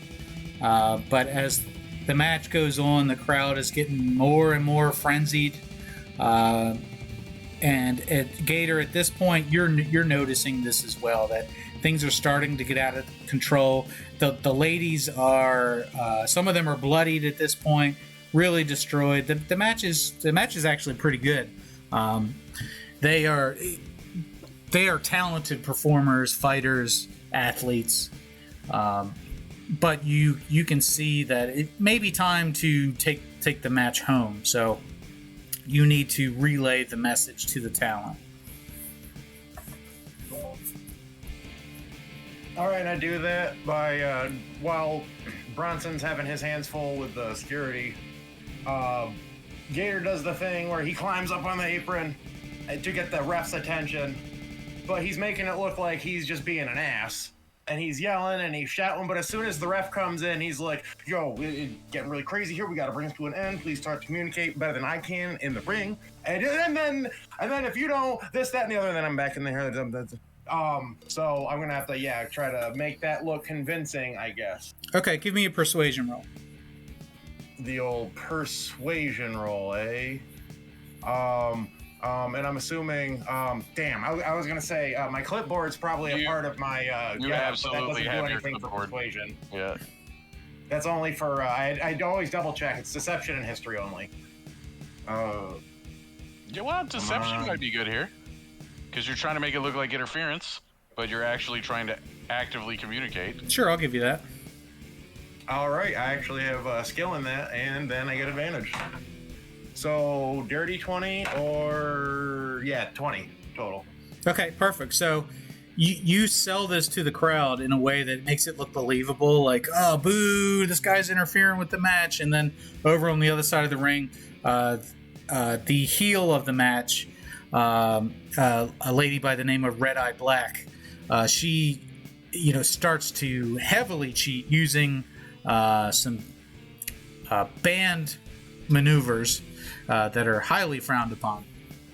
And she starts taking out some of the competition, bringing the match to a close. Although she does not get the win in the match, the win goes to a majestic-looking fighter, a woman who's got full tattoo sleeves on both arms and long white hair, by the name of Madeline Lockhart. And she gets the pinfall over Red Eye Black. And the crowd is on their feet. They are super excited. And at this point, the referee goes to you, Gator, and he says, we need to switch the matches. Your boy is up next against his opponent. Let him know they're on next. All right, so I bone out and I find Zen. And then he tells you one last thing before you go. He says, do you know who his opponent is? No, who's it got to be? Okay, so you can't miss him. He looks just like your boy, except he's dressed in darker clothes. He's an edgy boy. Shadow match. Got it. Got it. All right, so you get sent backstage. Okay, backstage, here we are. Looking for Zinthral? Is Zinthral here? Thins Rollins. So out at the ring, Solomon, you're doing a great job. You're actually enjoying yourself and the company of Mr. Claymore. This is you could get used to this for sure. So you didn't oversell yourself at the Grapplemania tryout. I mean, you're the real deal. Bronson, you're doing just fine, holding off the crowd here, but it's coming to a boiling point now. And while you give me a perception check. Oh, okay.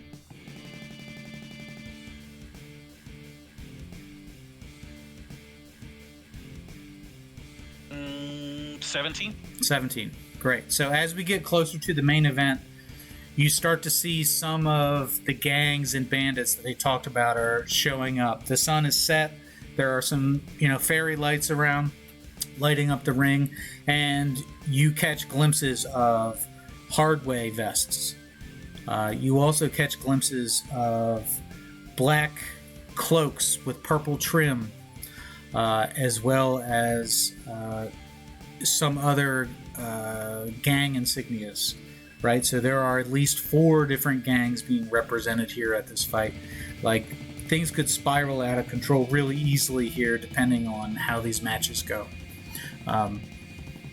Something to keep in mind moving forward. Mm-hmm. Okay, backstage. My prime concern, the only thing that I've been told that I've been prioritized, performers and then property, right? That's right. After that, who gives a shit? That's right. All right, backstage we are there with Rosa and Zinthral, who describe what the two of you are doing backstage while you're waiting for your moment in the spotlight. Probably just chilling, waiting. Yep, you good, champ?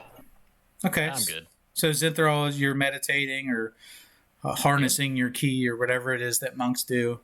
And Rosa, you've got your hands full. There are lots of bloody people backstage that you could be servicing, giving medical treatment to. Exactly, yeah. Yep. Okay, fair enough. And Gator, as you go backstage, it's pretty easy to see everybody. They're just kind of mingling with each other. Zinthral, however, has isolated himself inside one of the livestock stalls and is having some alone time. Way to describe it. He's in the chicken coop. Oh, can it be like Ace Ventura when nature calls? When Greenwald comes in, he's, oh, mama, oh, mama, oh, mama. I was just doing my meditation. If I don't finish, I get cranky. Okay, so the three of you are reunited with each other. You lock eyes with each other. And Gator, you've got a message to deliver. And I said, boy, you got a match coming up right next. Do I actually? You really do, and you need to be ready now. On God? Get up now. I snap my fingers. No cap. I'm meditating. Hold on. Okay, I'm good. Let's go. Let's go. Call him the Rizzler. The Rizzler. The Shizzler. Okay. Shizzler. Give me a perception check, Gator. Oh boy, my favorite, most bestest skill. And even with a -1, I make 17. And Zinthral, you give me a perception check as well. 9 plus 5, so 14. 14. Okay, well, Gator, you scan the area looking for the opponent, and your eyes stop upon an individual who has similar features to Zinthral. This must be the guy. This is Zinthral's opponent for tonight. Here he is. And this is where we're going to leave it for tonight. right before That is not me. Zinthral's match. It is not you, no. But it is someone It's Ricky Starks. who has some. It's Pete Davidson. I'm sorry. Did I do my math wrong? I was like completely zoned out in the middle of it as well. But whatever. It was already explained. It's you. That's not you. No, that's somebody who has some similar features to you, right? Similar skin tone, body structure. Something looks familiar about them. Or familial. Oh. Could be. Just kidding. He's a Celtigar. Fuck it. Everybody's a Celtigar.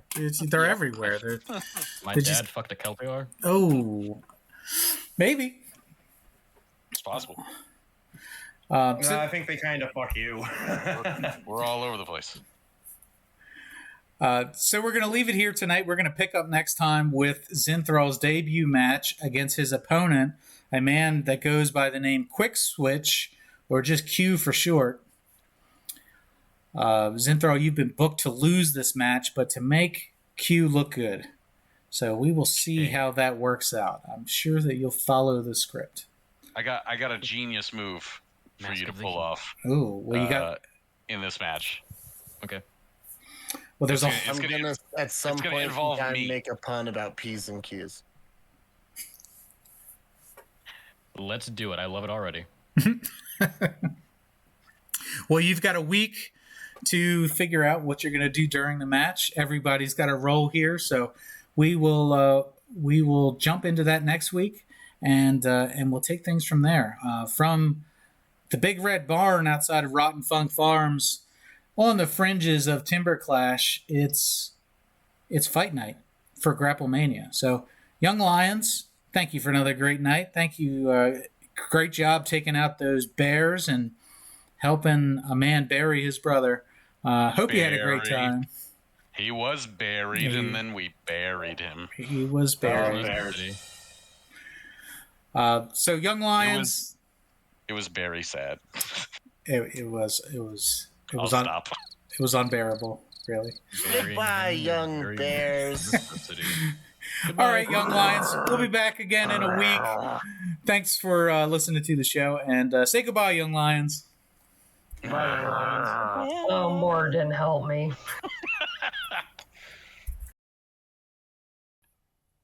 Hey, congratulations. If you're still listening, that means you made it to the end of the episode. Thanks for coming by and listening to this edition of Kings Road Young Lions. If you like what you've heard, go ahead and hit that subscribe button, hit the like button, and leave a comment down below of what you'd like to see on the next episode. For more great content from This Is Awesome Promotions, check out the YouTube channel, check out the Twitch channel, check us out on Twitter at TIA Promotions. Thanks again for coming around, and we'll see you next time down on the King's Road.